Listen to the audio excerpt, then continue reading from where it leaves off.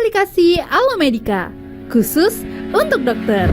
Dapatkan SKP online melalui aplikasi Alomedica. Tersedia pilihan materi tes online dengan beragam pilihan bidang ilmu yang diminati. Caranya mudah. Cukup baca dan teliti rincian materi, kemudian ikuti dan jawab tes di akhir sesi dengan benar secara online. Jika sudah dinyatakan lulus, sejawat akan langsung mendapatkan e-sertifikat resmi yang bisa diunduh. Bukan cuma itu, di aplikasi Alomedica juga ada forum diskusi dokter terbesar di Indonesia. Sejawat bisa berbagi pendapat tentang kasus medis yang ditemui atau pengalaman praktik yang menarik. Kemudian, sejawat juga bisa saling menyukai unggahan dokter lain atau membalas dengan tanggapan sesuai pengalaman dan ekspertise. Butuh referensi dan informasi medis terkini? Di Alomedica ada. Dapatkan panduan lengkap dan terkini dalam bahasa Indonesia khusus untuk dokter. Berbagai penyakit, obat, serta tindakan medis dibahas secara lugas.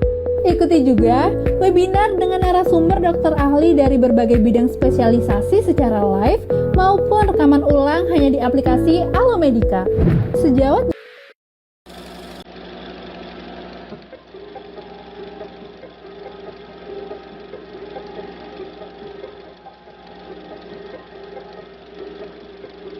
Perjalanan panjang adalah sebuah perjuangan. Membutuhkan komitmen, konsistensi, dan kerja keras untuk sampai ke tujuan. Otsuka mengawalinya dengan sebuah pemahaman tentang makna filosofis atas hal-hal yang menakjubkan.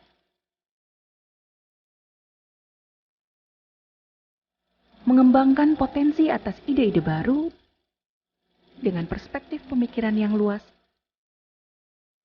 dan ketekunan dalam menghadapi berbagai tantangan. Ketiga simbol ini mengingatkan dan mengajak kita untuk selalu berpikir kreatif dan terbuka. Filosofi inilah yang menjadi bekal perjalanan Otsuka dalam mewujudkan masa depan dunia yang lebih sehat.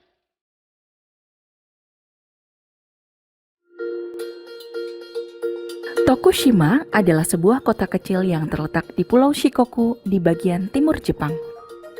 Selain terkenal dengan keindahan alam serta seni dan budayanya, kota Tokushima juga merupakan asal Otsuka, salah satu perusahaan farmasi besar di dunia.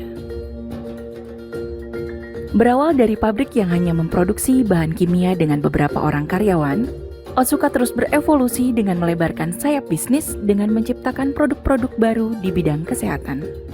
Hingga pada tahun 1964, Otsuka Pharmaceutical Japan didirikan dengan semangat untuk menciptakan terobosan yang inovatif dalam bidang pengobatan serta meningkatkan kualitas kesehatan manusia. Kini, bisnis Otsuka Pharmaceutical Japan telah berkembang ke seluruh dunia. Indonesia adalah salah satunya. Pocari Sweat pertama kali hadir di Indonesia pada tahun 1989. Pada tahun 1997, PT Amerta Indah Otsuka berdiri dan terus berinovasi menciptakan produk-produk yang sesuai dengan kebutuhan kesehatan masyarakat Indonesia. Kini PT Amerta Indah Otsuka telah memiliki 2 pabrik yang mengusung konsep clean and modern dengan memperhatikan standar higienis yang tinggi untuk menjaga kualitas produk-produk yang dihasilkan. Setiap tahapan prosesnya dilakukan dengan memperhatikan standar higienis dan quality control yang ketat. Hal ini dilakukan untuk memastikan agar produk yang beredar sesuai dengan standar yang ditetapkan oleh Otsuka Pharmaceutical Japan, sehingga aman dikonsumsi oleh masyarakat. Pabrik pertama berada di Sukabumi, Jawa Barat, berdiri pada tahun 2004 dengan memproduksi Pocari Sweat. Pada tahun 2015, Ion Water diproduksi, yaitu minuman ion rendah kalori.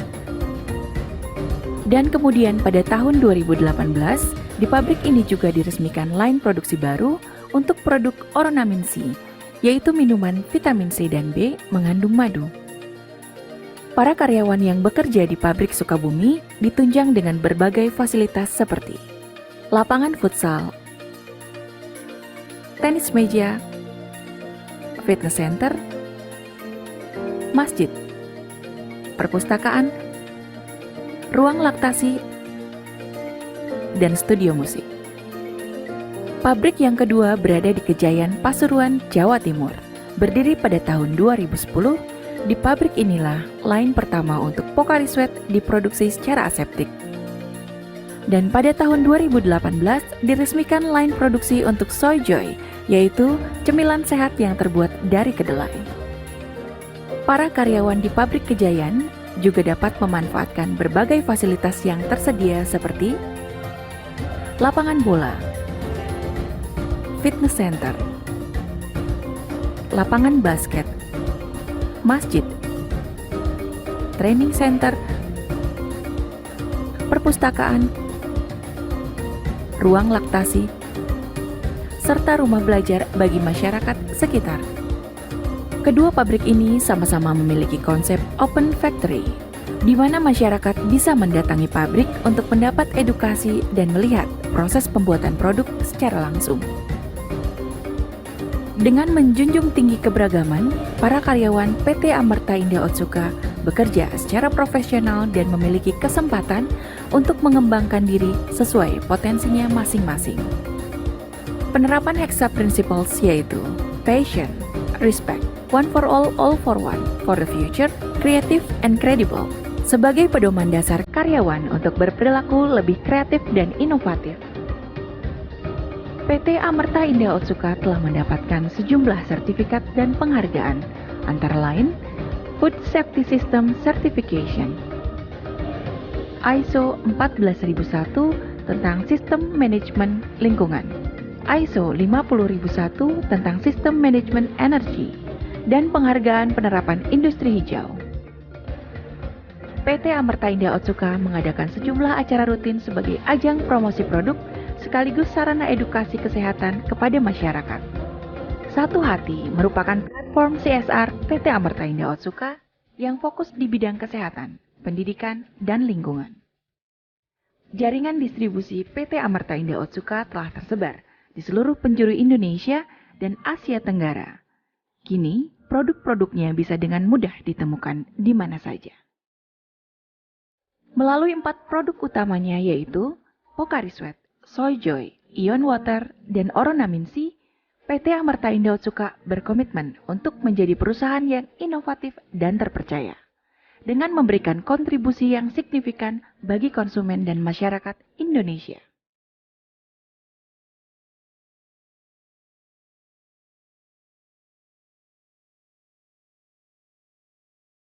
Halo dokter, selamat datang di webinar Alomedi.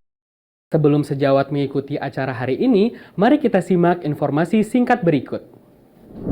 Berdasarkan SK Pengurus Besar Ikatan Dokter Indonesia terkait kegiatan ilmiah daring selama pandemi COVID-19, sejawat dihimbau untuk mengingat kembali terkait etik dan keselamatan pasien. Terdapat 21 pasal kewajiban dokter yang terdiri dari kewajiban umum,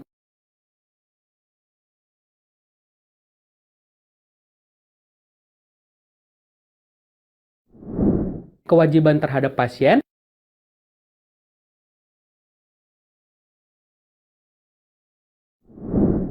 kewajiban terhadap teman sejawat,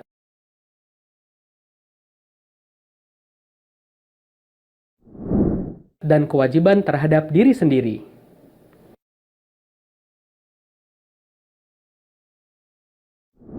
Materi kode etik tadi bisa diakses melalui link bit.ly/kodeetik-id.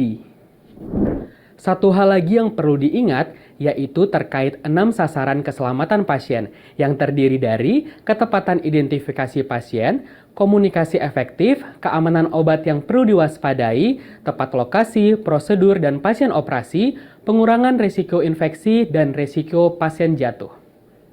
Selamat menyaksikan webinar ini, jadi dokter andal dalam genggaman, salam Alomedika.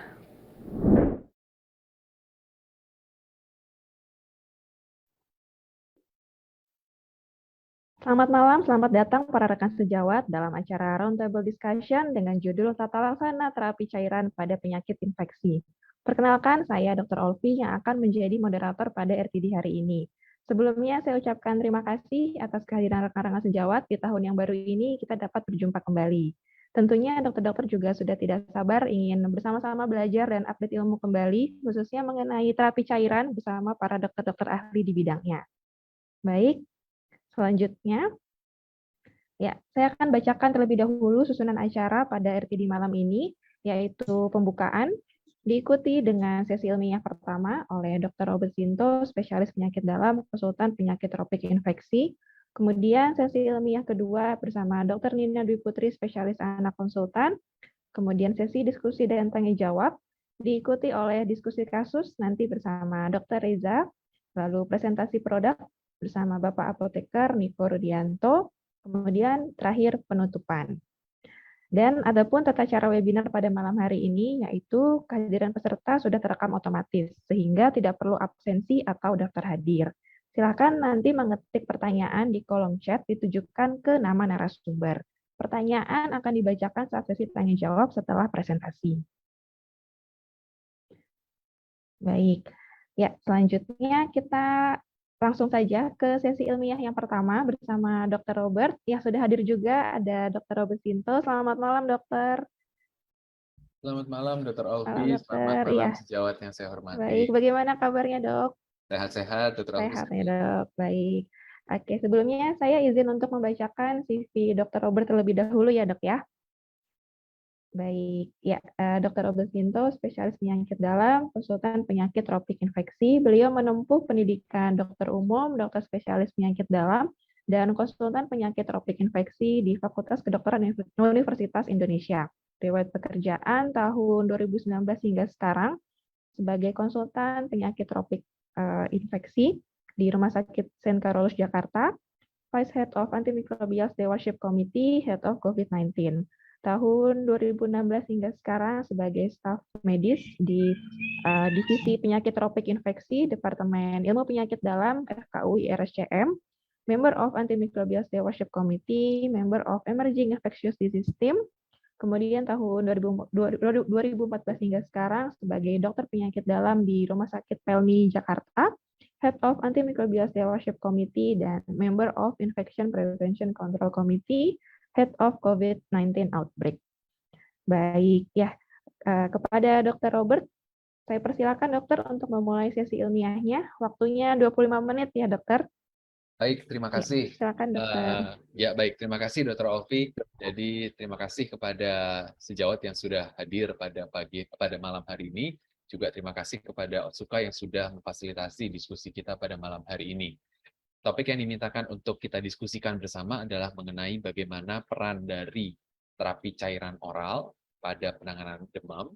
Tapi karena konteksnya luas sekali demam itu, penyakit infeksi banyak, saya tidak mungkin bahas semua dalam waktu terbatas. Jadi saya pilihkan kasus yang memang banyak kita jumpai, yaitu demam berdarah denggi, di mana tempat dari terapi cairan oral. Nanti mungkin pembicara kedua, Dr. Nina, nanti akan banyak bicara pada kasus anak, saya bicara dulu pada kasus dewasa. Boleh mohon slide?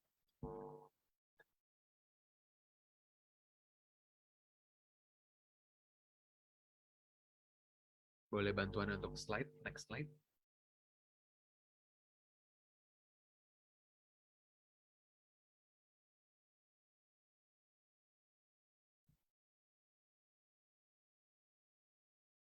Halo, panitia. Boleh minta bantuan untuk slide atau saya share screen?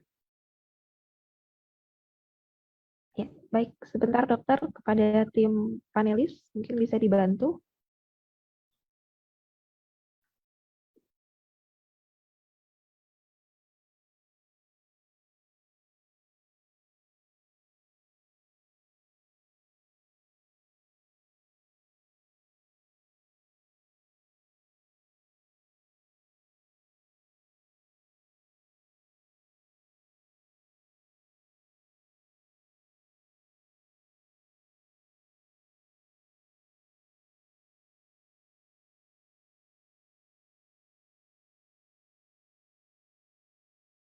Ya, baik. Terima kasih. Jadi kasusnya adalah seorang laki-laki 24 tahun datang ke gawat darurat dengan keluhan demam sejak 2 hari yang lalu. Jadi ada keluhan mual, ada nyeri kepala dan otot. Kemudian pada anamnesis lebih lanjut tidak ada perdarahan, jadi tidak ada BAB hitam, bintik kemerahan pada kulit juga belum ada. Kemudian keluhan batuk dan sesak juga disangkal. Pasien masih bisa makan dan minum. BAB dan BAK masih sama seperti sebelum sakit. Jadi demam hari kedua datang dengan keluhan mual, nyeri kepala, dan otot. Di dalam lingkungan pasien ada tetangga yang terdiagnosis demam berdarah denggi 1 minggu yang lalu dan tidak ada riwayat bepergian keluar Pulau Jawa. Slide berikutnya. Ya, ini pemeriksaan fisik yang ada pada pasien. Jadi tekanan darah 110/90 masih cukup baik, nadi 90 kali per menit, suhunya 38,4 derajat Celcius. Pemeriksaan fisik lain dalam batas normal kecuali pada ekstremitas didapatkan tes torniket yang positif. Slide berikutnya. Data pemeriksaan penunjang yang harus diingat ini adalah demam hari ketiga ya. Jadi demamnya sejak 2 hari yang lalu, berarti demam hari ketiga. Dari pemeriksaan penunjangnya yang kita dapatkan adalah leukopenia, leukosita 2300, kemudian diff count-nya neutrofilnya 45%. Yang lainnya adalah NS1 denggi positif, kemudian swab antigen SARS-CoV-2 hasilnya negatif. Slide berikutnya.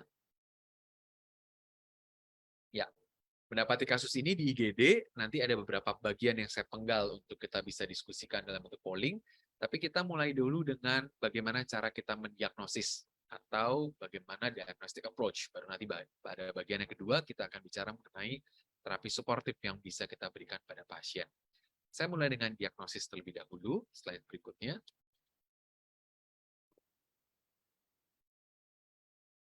Ya, jadi kita kenal bahwa di dunia ini sampai saat ini tahun 2023 ada 3 klasifikasi atau 3 cara mendiagnosis denggi yang ada. Yang pertama tahun 97, boleh tolong di-klik slide-nya. Pada tahun 97, diagnosis denggi klasifikasinya adalah dengue fever, DHF grade 1, 2, 3, dan 4. Jadi 97 sampai 2009, jadi kurang lebih 12 tahun lebih, slide berikutnya, ada perubahan cara mendiagnosis denggi yang dianjurkan oleh WHO. Tolong slide berikutnya. Pada tahun 2009 diperkenalkan klasifikasinya bukan lagi dengan membagi denggi DHF grade 1, 2, 3, 4, tapi membaginya menjadi denggi tanpa warning sign, denggi dengan warning sign, dan satu lagi adalah severe denggi. Severe denggi hanya ada 3 klasifikasinya, yaitu denggi dengan severe plasma leakage, atau yang kedua dengan perdarahan yang berat, dan yang ketiga adalah dengan keterlibatan organ yang severe. Contoh, SGOT-SGPT yang sangat naik sekali, jadi ada keterlibatan hati di dalamnya. Jadi ada 3 klasifikasi. Baru kemudian WHO SIARO pada tahun 2011, slide berikutnya, membagi menjadi dengue fever, kembali seperti 97 kurang lebih ya, grade 1, grade 2, grade 3, dan grade 4, tapi menambahkan expanded dengue syndrome. Nah, tetapi yang berbeda adalah tahun 2011, istilah warning sign yang diperkenalkan di tahun 2009, itu tetap dipakai di dalam cara seorang dokter mengakses seorang pasien dengan dengue. Slide berikutnya. Nah, tapi kalau saya coba bandingkan, maka ada sedikit perbedaan warning sign di tahun 2009 dan warning sign di WHO SIARO 2011. Yang saya beri tanda merah, itu adalah yang perbedaan di antara keduanya. Tapi yang saya perlu perhatikan adalah bahwa orang atau pasien yang muntah terus-menerus itu masuk di dalam warning sign. Karena persistent vomiting bahkan tidak dapat minum, itu menjadi tanda bahaya yang harus kita perhatikan setiap kali kita mengakses pasien dengan infeksi dengue. Slide berikutnya. Ya, jadi ini klasifikasinya, kalau dengue terinfeksi virus dengue kita bisa masukkan ada yang asimptomatik, ada yang simptomatik. Yang simptomatik bisa mulai bergerak dari undifferentiated fever, kemudian dengue fever dengan atau tanpa perdarahan, DHF dengan atau tanpa shock, dan satu lagi adalah expanded dengue syndrome. Jadi kita harus lihat posisi pasien kita sekarang ini ada di mana. Apakah ini dengue fever atau ini DHF? Kalau dia DHF, apakah dia dengan shock atau tanpa shock? Yang saya beri kotak merah itu pembagian yang wajib kita tegakkan pada pasien yang kita hadapi. Slide berikutnya. Bagaimana cara kita memasukkan diagnosis dengue? Nanti kita cocokkan pada pasien kita. Kita bisa masukkan dalam probable diagnosis kalau ada acute febrile illness dengan lebih dari 2 gejala tersebut, ditambah bisa hasil dengan IgM atau IgG positif, atau ada occurrence dari pasien dari lokasi yang sama, itu terkonfirmasi dengue. Karena itu tadi di anamnesis perlu kita tanyakan, apakah memang ada lingkungan, orang di lingkungan yang memang terdiagnosis dengue. Dalam hal ini ada pasiennya. Jadi minimal pasien ini akan masuk di dalam probable diagnosis untuk dengue fever. Slide berikutnya. Lalu kita bisa naikkan dari probable diagnosis itu menjadi confirmed diagnosis dengan memeriksakan beberapa hal.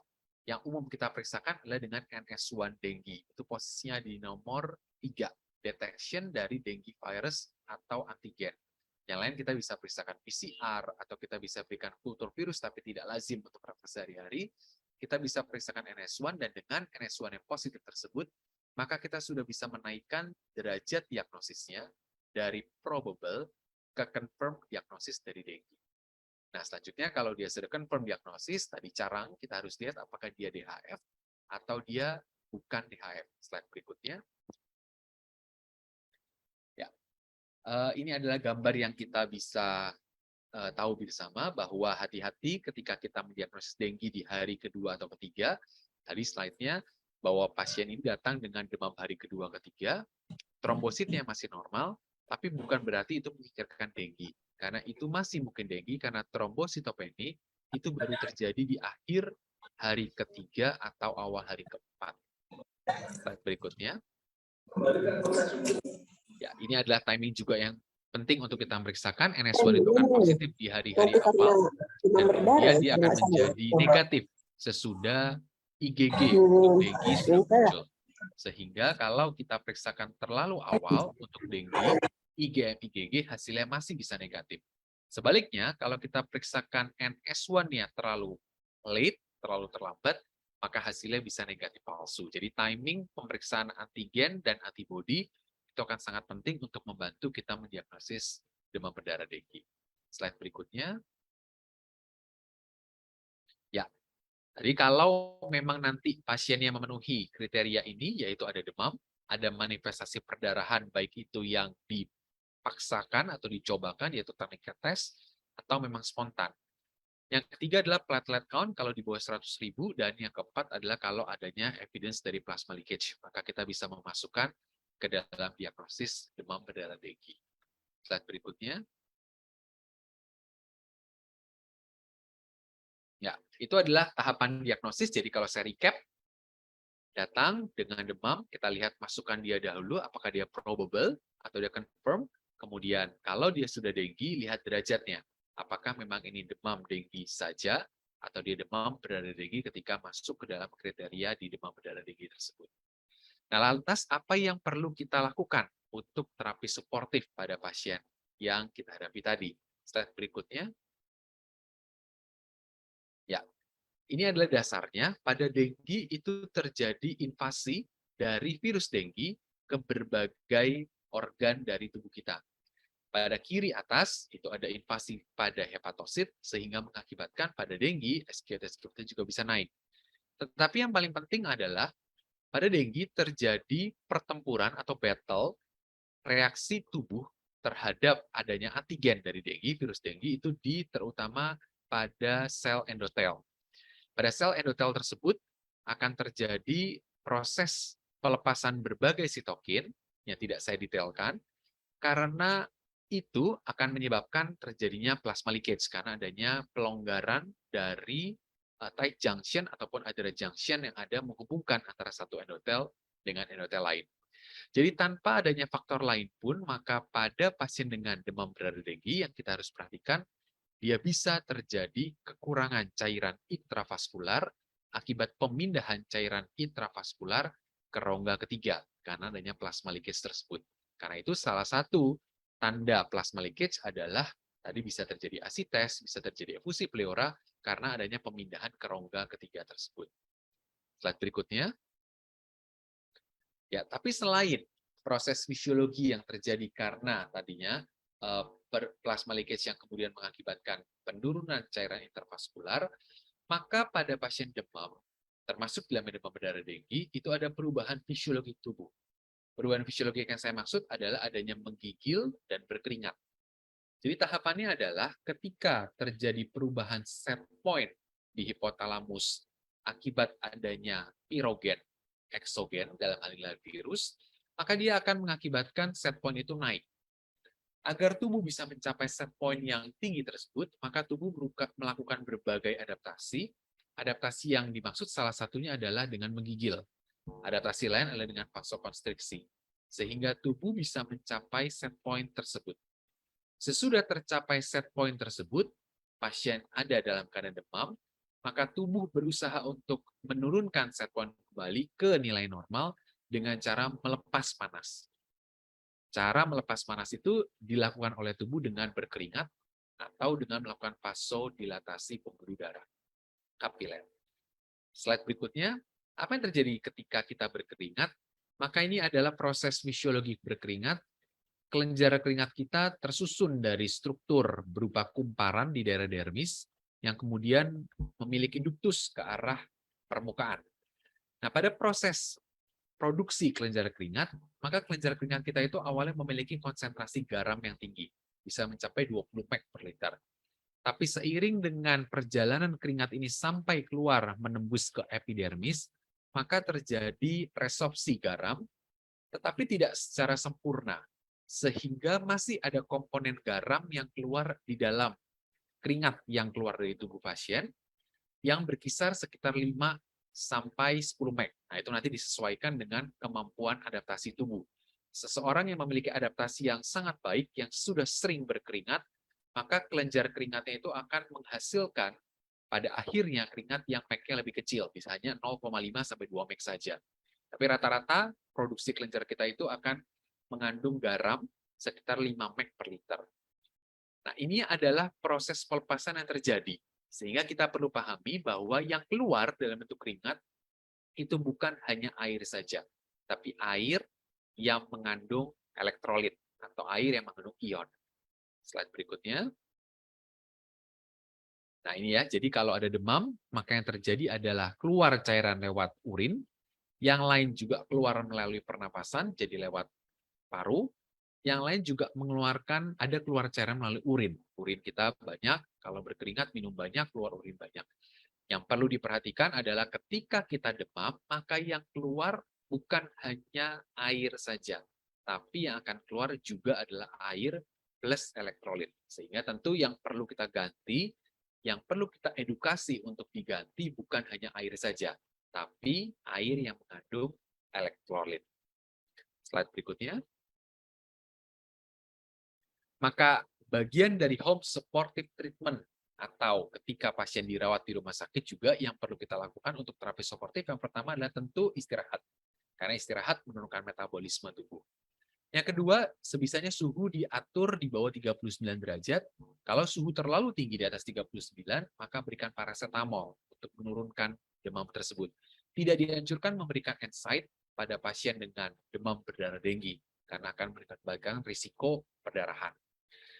Yang ketiga adalah bisa diberikan kompres pada dahi, pada lipat ketiak, pada ekstremitas, tapi dengan air yang suam-suam kuku, tidak terlalu panas, tidak terlalu dingin.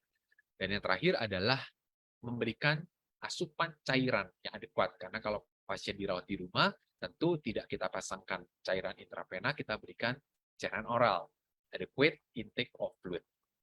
Pertanyaan berikutnya adalah, kita masuk ke polling pertama. Sudah dijawab. Jadi rekomendasi jenis cairan apa yang diberikan pada pasien? Kita mungkin bisa menunggu waktu. Ada yang mau memberikan tambahan, boleh di-scan di slido.com yang ditampilkan di layar sejawat. Kita diskusikan. Sudah menjawab ya? Oke. 67% menjawab air putih, cairan elektrolit isotonik. 33% menjawab air putih dan jus. Kemudian tidak ada yang menjawab cairan elektrolit isotonik dan susu, kemudian air putih dan jus. Ya, jadi ini adalah miskonsepsi yang harus kita coba untuk sama-sama diskusikan ya. Di WHO sendiri sudah dituliskan, oh ini berubah lagi. Oh, 50-50 ya. Oke, pilihan nomor 1 dan nomor 2 ya, air putih jus dan air putih cairan elektrolit isotonik. Oke, message yang mau kita sama-sama sampaikan hari ini adalah tadi penjelasannya, yang keluar dalam bentuk keringat, yang keluar dalam bentuk di uap di pernapasan, yang keluar dalam bentuk urin, itu bukan hanya air saja, bukan hanya komponen water tanpa elektrolit dan ion. Jadi kalau tadi fisiologi yang saya sampaikan, yang keluar itu adalah dalam bentuk air dan garam, air dan elektrolit. Karena itu WHO menuliskan slide berikutnya, ya yang paling 4, jadi adequate intake of blood dan tidak dianjurkan plain water saja. Ya, jadi jangan edukasi pasien untuk memberikan air putih saja, karena kalau air putih saja maka dia akan kehilangan elektrolit. Jadi no plain water, tapi yang dianjurkan adalah air plus komponen ion atau elektrolit dalam bentuk apapun. Boleh dengan isotonic electrolyte solution, boleh bentuk susu, boleh bentuk jus buah, boleh bentuknya barley atau rice water. Ya, jadi kalau selama ini dibilang bahwa minum jus jambu itu baik, mungkin bukan baik semata-mata untuk penelitiannya belum ada untuk menaikkan trombosit. Tapi kita masih bisa gunakan jus jambu sebagai salah satu bentuk pilihan jus untuk mendapatkan tadi ya, fruit juice itu mendapat air dan elektrolit. Ya, jadi itu bisa dipakai sebagai alternatif. Ya, jadi ini message yang saya pikir perlu kita perhatikan bersama, no plain water. Karena yang keluar bukan air putih saja. Slide berikutnya, jadi kalau bicara cairan, kita bicara satu tadi ya jenis. Yang kedua, slide berikutnya. Ya, ini penelitian yang saya mau tunjukkan. Jadi ada penelitian yang dilakukan di Indonesia, memberikan intervensi dibandingkan dengan kontrol. Kontrolnya hanya diberikan plain water, intervention grupnya diberikan oral isotonic solution. Ya, kelompoknya 12 kelompok di tiap arm. Ini baseline-nya, gambarannya sama untuk elektrolit, untuk HB, keadaannya sama untuk baseline-nya. Slide berikutnya. Nah, yang kita lihat, yang diberikan oral isotonic solution group, itu rupanya kalau lihat dari kurva demamnya, yang oral itu yang hijau, yang bawah. Yang plain water itu yang atas. Jadi penurunan suhunya lebih cepat pada kelompok yang oral isotonic solution dibandingkan dengan yang plain water group. Ya, untuk yang lainnya kurang lebih sama, hari demamnya juga sama, tapi penurunan demamnya lebih banyak. Nah, di analisis berikutnya, slide berikutnya, nah mengapa ini bisa terjadi? Karena kita bisa lihat pada oral fluid intake di kelompok intervensi itu jauh lebih tinggi dibandingkan dengan di kelompok kontrol. Jadi jauh lebih toleran orang-orang untuk mengkonsumsi di kelompok intervensi dibandingkan dengan di kelompok kontrol. Slide berikutnya. Ya, itu penjelasannya. Jadi selain kita dapatkan air plus elektrolit, rupanya penelitian menunjukkan cairan elektrolit isotonik itu jauh lebih tolerable untuk pasien. Jadi dia efikasinya sama dengan air putih, tetapi tolerable-nya lebih tolerable untuk pasien dibandingkan dengan air putih. Pada segmen yang kedua ini saya akan tanyakan adalah bagaimana cara kita menghitung kebutuhan cairan. Jadi jenisnya tadi sudah, ini kita bicara oral semua ya, karena hari kedua, ketiga, belum trombostopeni, kita tidak pasangkan infus, maka bagaimana cara kita memberikan kebutuhan cairan oral. Oke, 100% menjawab cairan maintenance plus water loss. Jadi sesuai, slide berikutnya.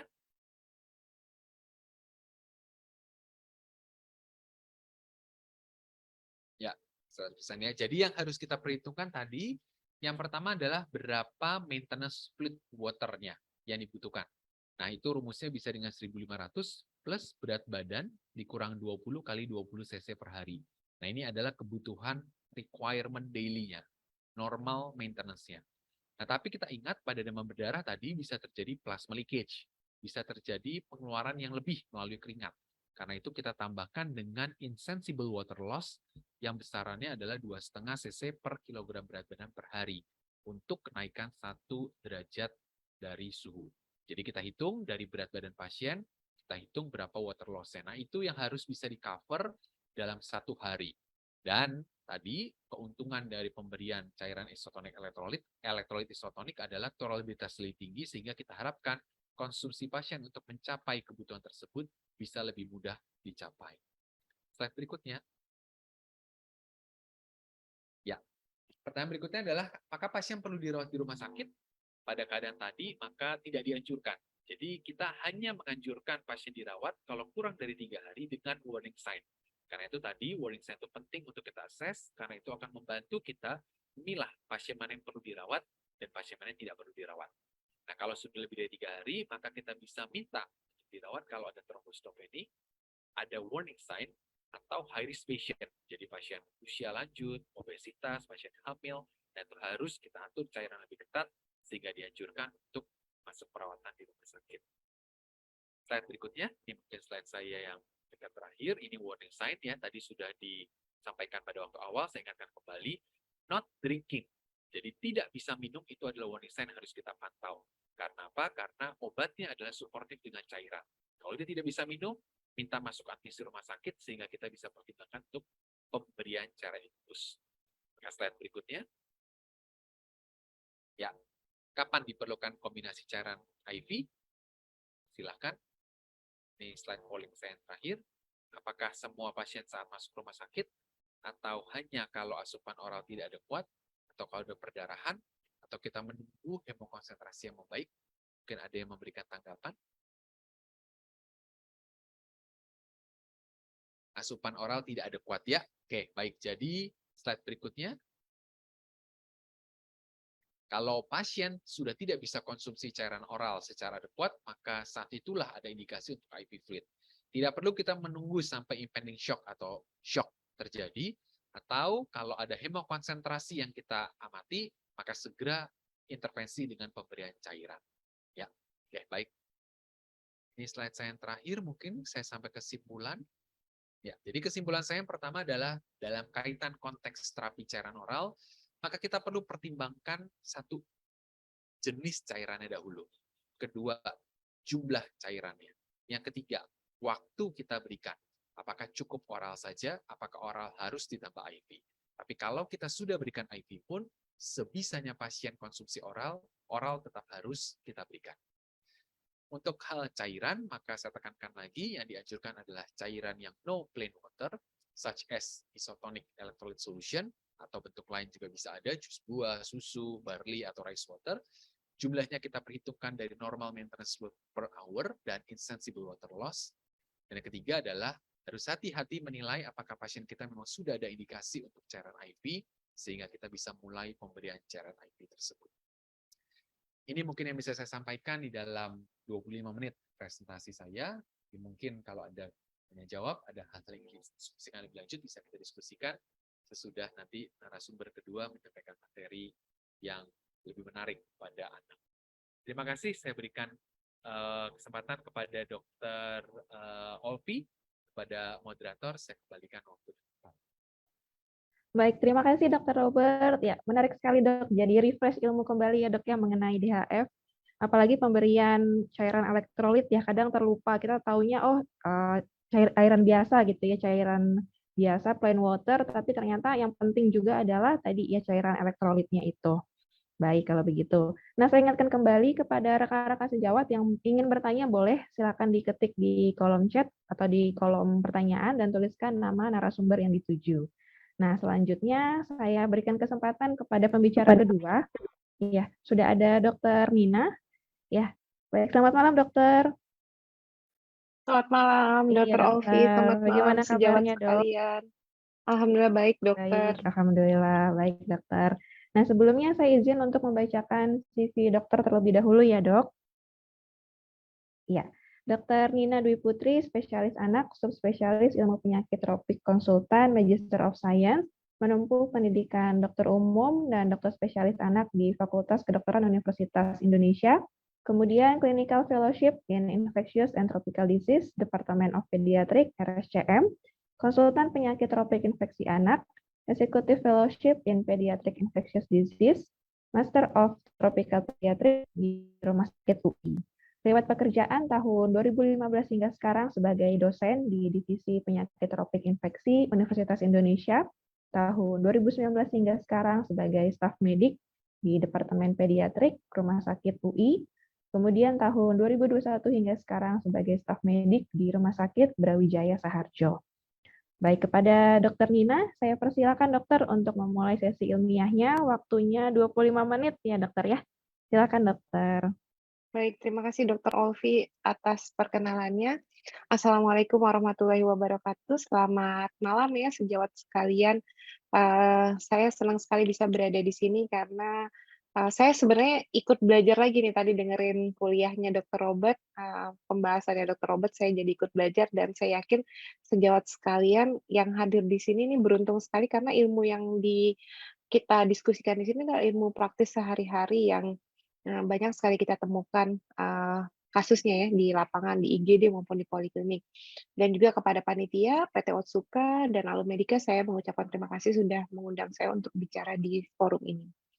Baik, kali ini saya akan fokus pada pembahasan pediatrik. Tadi saya ingin menyampaikan bahwa untuk urusan diagnosis, terus kemudian patofisiologi, lalu kemudian tata laksana sebenarnya hampir mirip dengan dewasa ya karena kita menggunakan panduan WHO, tapi ini saya lebih akan memberikan stressing pada hal-hal yang khusus untuk pediatrik.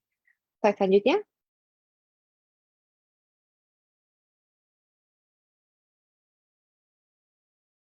Baik, slide selanjutnya. Nah, saya akan memulai dengan ini. Jadi, kembali lagi. Nah, saya akan memulai dengan slide ini bahwa yang paling penting untuk anak-anak adalah kejadian dehidrasi itu paling sering menyebabkan kejadian yang life threatening ya, karena ada kekhususan nih pada anak, karena anak itu memiliki apa ya, total body water yang berbeda gitu ya dengan dewasa. Jadi sehingga dia rentan untuk terjadi dehidrasi. Slide selanjutnya. Nah, ini saya cuma ingin menunjukkan bahwa anak itu nggak sama ya dengan dewasa kecil ya. Jadi kita punya kekhususan karena patofisiologi, maturitas organ dan sebagainya agak berbeda dengan dewasa. Slide selanjutnya. Yang perlu kita pahami pada dehidrasi pada anak yang pertama sekali kita pasti sudah paham sekali tentang tata laksana dehidrasi pada penyakit yang sering sekali ya, yaitu diare. Ini udah established sekali, guideline-nya sudah ada gitu ya. Dan ini saya yakin sejawat sekalian dimanapun berada nih nggak akan lupa tata laksana ini udah berkali-kali kita dapat belajar di pendidikan maupun di PKB gitu ya. Ini sudah kita pahami sekali dan guideline WHO-nya itu juga sudah sangat tegas sekali tentang ini. Tapi ada beberapa penyakit nih yang kita sering lupakan gitu ya. Sering lupakan penyakit-penyakit paling yang sering kita temukan di IGD maupun di praktek kita. Yang pertama demam gitu ya, misalnya mual, muntah, terus ini kepanasan gitu ya habis misalnya pergi camping dan sebagainya. Lalu penyakit-penyakit virus gitu yang menyebabkan anak jadi inteknya sulit atau demam dan sebagainya. Lalu juga penyakit infeksi saluran pernapasan akut yang biasanya menyebabkan anak seringkali mengalami demam, misalnya inteknya sulit, lalu kalau misalnya nafasnya menjadi cepat dan sebagainya, ini ada penguapan yang berlebihan. Nah, penyakit-penyakit ini sering tidak jelas guideline-nya untuk tata laksana rehidrasinya dan seringkali kita menemukan bahwa keadaan-keadaan yang subklinikal ini menyebabkan terjadinya kekurangan cairan sehingga menjadi dehidrasi dan yang paling penting ini anak-anak kita bisa mengalami defisit dari cairan, elektrolit yang paling penting dan juga energi. Jadi jangan lupa tidak cuma cairan tapi ada elektrolit dan juga ada energinya. Biasanya keluhan utama yang datang ibunya suka bilang gini, "Anak saya lemas, Dok. Udah demam berapa hari anak saya lemas." Nah, hati-hati ya kalau ibunya bilang anak saya lemas, hati-hati mungkin ada tanda dehidrasi yang walaupun loss-nya tidak kelihatan seperti vomit, seperti muntah ataupun diare yang jelas kasat mata itu loss cairannya, tapi untuk hal-hal yang lain seperti demam dan sebagainya kita perlu pertimbangan juga mungkin ada loss di situ yang menyebabkan anak dehidrasi. Sekali lagi saya mau men-stressing bahwa dehidrasinya tidak cuma kehilangan cairan, tapi juga jangan lupa ada elektrolit dan juga ada energi yang defisit di situ. Lalu yang perlu kita hati-hati sekali terutama pada anak-anak kecil. Kenapa anak-anak kecil yaitu infant biasanya di bawah 1 tahun ini kita pahami bahwa 70% ya dari cairan total body water itu eee, dari berat tubuhnya itu mengandung cairan. Jadi konstruksi cairan di dalam tubuh anak itu tinggi 70%. Lalu berkurang seiring berjalannya waktu, anak-anak yang lebih besar itu 65% dan dewasa itu 60%. Jadi kenapa anak-anak yang kecil itu ya, yang di bawah 1 tahun biasanya gampang sekali mengalami dehidrasi. Slide selanjutnya. Nah, prinsip dari tata laksana, cairan sebenarnya kita membalanskan antara apa yang masuk dengan apa yang keluar. Jadi kita menjaga keseimbangan antara yang masuk dengan yang keluar. Itu saja prinsip utamanya yang paling penting ini. Untuk memahami lebih lanjut kita perlu, mem-breakdown apa saja sih yang keluar, apa saja yang masuk. Selanjutnya, oke, saya akan mulai dengan pembahasan yang pertama, yaitu demam. Demam ini selanjutnya. Nah, kita tahu ya, lebih dari 25% pasien anak yang datang ke IGD itu biasanya keluhan utamanya adalah demam. Jadi ini kita nggak boleh miss ya, jadi jangan sampai, kita miss bahwa anak-anak yang mengalami demam ini juga bisa terjadi dehidrasi. Selanjutnya. Oke, saya akan coba, mulai dengan satu kasus. Ini kasus ini singkat saja, hanya sebagai pencetus ya. Jadi saya punya pasien usianya 5 tahun, berat badannya 20 kilogram, datang dengan keluhan utama demam sejak 3 hari sebelum masuk rumah sakit, lalu terdapat sariawan di seluruh mulut dan asupan makannya berkurang. Ini klasik sekali seperti pasien-pasien yang sering datang di poliklinik atau di IGD. Tapi anak ini masih mau minum walaupun asupan makan yang berkurang, terdapat demam 38,5 derajat Celcius ya. Sejak kemarin itu makin tinggi dan masih turun dengan parasetamol. Lalu di sini ibunya mengatakan bahwa buang air kecil terakhirnya 2 jam yang lalu. Lalu mungkin saya mau tanya sedikit, bagaimana tata laksana anak agar terhindar dari dehidrasi? Selanjutnya. Nah, kira-kira apa nih yang biasa kita lakukan di IGD ya, atau di praktek kita? Dokter-dokter mungkin bisa membantu menjawab kira-kira apa sih praktek yang biasa kita kerjakan?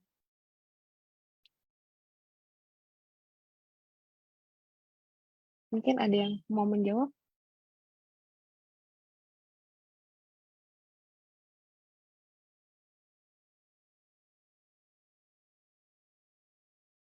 Edukasi minum cairan yang mengandung elektrolit, terus selanjutnya.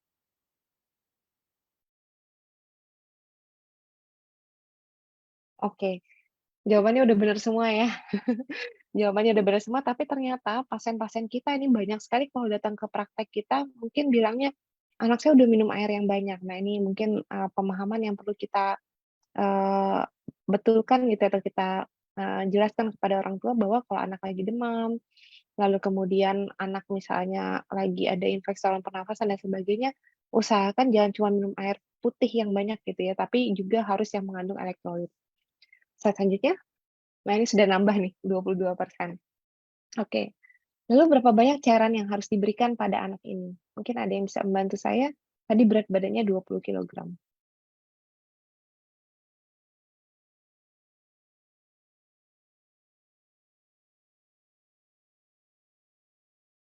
Baik, oke. Ada yang jawab 1.500 tambah 10 sampai 12,5% per 24 jam, 1.500 tambah 20 sampai 25% per 24 jam, lalu oke oke baik kita lihat jawaban di slide selanjutnya. Slide selanjutnya silakan. Ini sebelum kita menjawab pertanyaan tadi, kita perlu tahu dulu, tentang cairan maintenance ya. Jadi, cairan maintenance yang tadi Dokter Robert sampaikan tentang holiday segar, perhitungannya itu sebenarnya berdasarkan dari estimated calorie expenditure. Jadi tadi sejawat perlu ingat ya bahwa ketika terjadi, apa ya, kehilangan cairan atau dehidrasi itu, yang hilang itu tidak cuma cairan, lalu kemudian, mmm elektrolit, tapi juga jangan lupa ada energi juga yang hilang di situ ya. Jadi kalau pada anak nih rentan sekali kadang-kadang bisa jadi hipoglikemia. Lalu kemudian, ini yang selanjutnya adalah yang perlu kita perhatikan adalah kebutuhan cairan yang umumnya yang normal atau yang rutin gitu ya. Jadi tadi Dokter Robert juga sudah menjelaskan bahwa kebutuhan cairan kita tuh tergantung terhadap IWL lalu plus, eee, kita perlu hitung yang lain-lainnya. Yang pertama renal water loss ini ya, lalu kemudian stool water loss atau dari feses. Nah ini kebutuhan yang umum ya, yang normal. Lalu selanjutnya, jangan lupa juga maintenance fluid itu harus mengandung elektrolit ya, jadi nggak boleh cuman cairan saja. Dan juga ini, yang penting juga pada anak harus ada energi dan kalori. Oleh karena itu kalau kita lihat cairan-cairan rehidrasi oral, cairan rehidrasi yang, dari intravena, itu pasti semuanya mengandung komponen cairan, lalu elektrolit, lalu pasti ada, energinya biasanya dari dextrosanya untuk tetap menjaga keseimbangan di dalam tubuh. Lalu plus dari yang semua ini kita plus harus menambahkan apa sih yang abnormal, jadi kebutuhan yang abnormal. Contohnya misalnya ini ya, demam ya, ketika ada kenaikan suhu 1 derajat di atas 37 derajat Celcius, ini kita perlu menambahkan 12%. Lalu misalnya kalau misalnya kita berkeringat ya berlebihan misalnya pada heat stroke misalnya gitu atau nggak nyampe heat stroke misalnya anak-anak pergi upacara gitu ya misalnya, upacara terus panas-panas atau gerak jalan ini jangan lupa bahwa kita harus memberikan cairan yang lebih gitu ya. Jadi setiap kenaikan suhu lebih dari 30,5 derajat Celcius dari suhu yang ruangan yang ada kita harus menambahkan 30 cc per 100 kalori kalau di sini ya, tapi ini sama dengan 100 mililiter cairan yang maintenance yang kita berikan. Lalu kemudian juga kita harus melihat apakah ada kehilangan dari gastrointestinal. Nah, satu lagi nih yang sering kita lupakan, ada hiperventilasi. Misalnya pada anak-anak yang dengan gangguan pernafasan, misalnya ada upper respiratory tract infection atau pneumonia, kita juga jangan lupa anak-anak yang nafasnya cepat itu juga ada penguapan di situ ya, penguapan cairan sehingga IWL-nya juga meningkat. Jadi biasanya kita menambahkan 15 sampai 25 cc per 100 cc per 100 cc cairan per harinya. Jadi gini kita bisa hitung bahwa eh, semua cairan yang ini mengalami penguapan dari demam, tadi berkeringat, atau hiperventilasi yang kita nggak perhatikan gitu ya. Ini ternyata harus kita koreksi cairannya supaya anak-anak kita tidak mengalami dehidrasi. Selanjutnya, oke. Nah ini untuk simpelnya tadi Dokter Robert sudah menyampaikan sama itu ya antara dewasa dengan anak. Jadi prinsipnya adalah ya kita menggunakan 10 kilo pertama, kita kalikan 100 cc per kilo per hari atau 100 kalori per kilo per hari. Lalu kemudian ditambahkan misalnya 10 kilo kedua 50 cc per kilo per hari. Lalu di atas 20 kilo kita tambahkan 20 cc per kilo per hari. Ini contoh perhitungannya. Jadi tadi saya kenapa ini kalori karena dasarnya adalah Holiday Segar itu dia menggunakan estimated calorie expenditure. Jadi bisa kita lihat di sini bahwa misalnya kayak 9 kilo kebutuhannya dikali 100 gitu ya 900. Lalu 19 kilo ya kita tahu ya 10 kilo pertamanya dikali 100 1000 terus kemudian ditambah 450 yang 9 kali 50-nya 1450 dan seterusnya. Nah, lalu kita sudah menghitung cairan maintenance-nya selanjutnya. Nah, jangan lupa kita harus melihat potensial loss of water. Yang pertama, kalau anak demam kita harus lihat apakah cairannya menurun atau tidak, intake-nya menurun atau tidak. Lalu kemudian tadi kalau demam di atas 40 ini resiko tinggi sekali ya untuk terjadi dehidrasi. Dan jangan lupa tadi pasien kita demam ya, tadi demamnya 38,5, jadi setiap peningkatan di atas 37 derajat, 1 derajat di atas 37 derajat Celcius kita harus hitung meningkatkan kebutuhan cairannya 12% dari kebutuhan cairan maintenance yang tadi Holiday Segar. Jadi kita perlu hitung jadi kebutuhan cairannya perlu kita naikkan. Jadi misalnya kalau anak butuh sekitar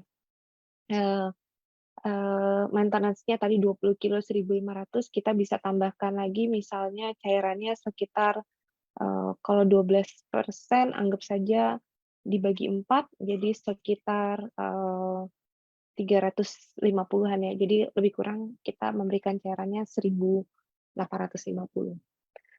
Slide selanjutnya. Oke.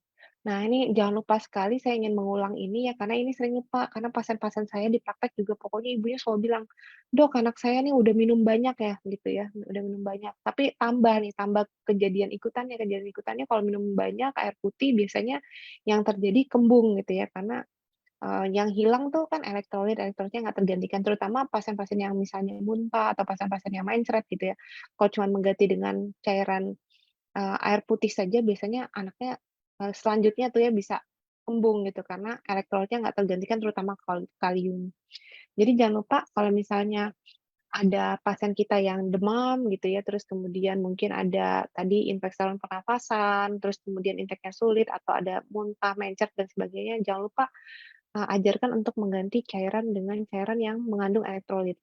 Bisa cairan rehydration solution atau ORS, lalu bisa jus buah atau minuman apapun yang mengandung elektrolit, dan jangan lupa tadi butuh kalori, karena tadi ya prinsipnya ada 3.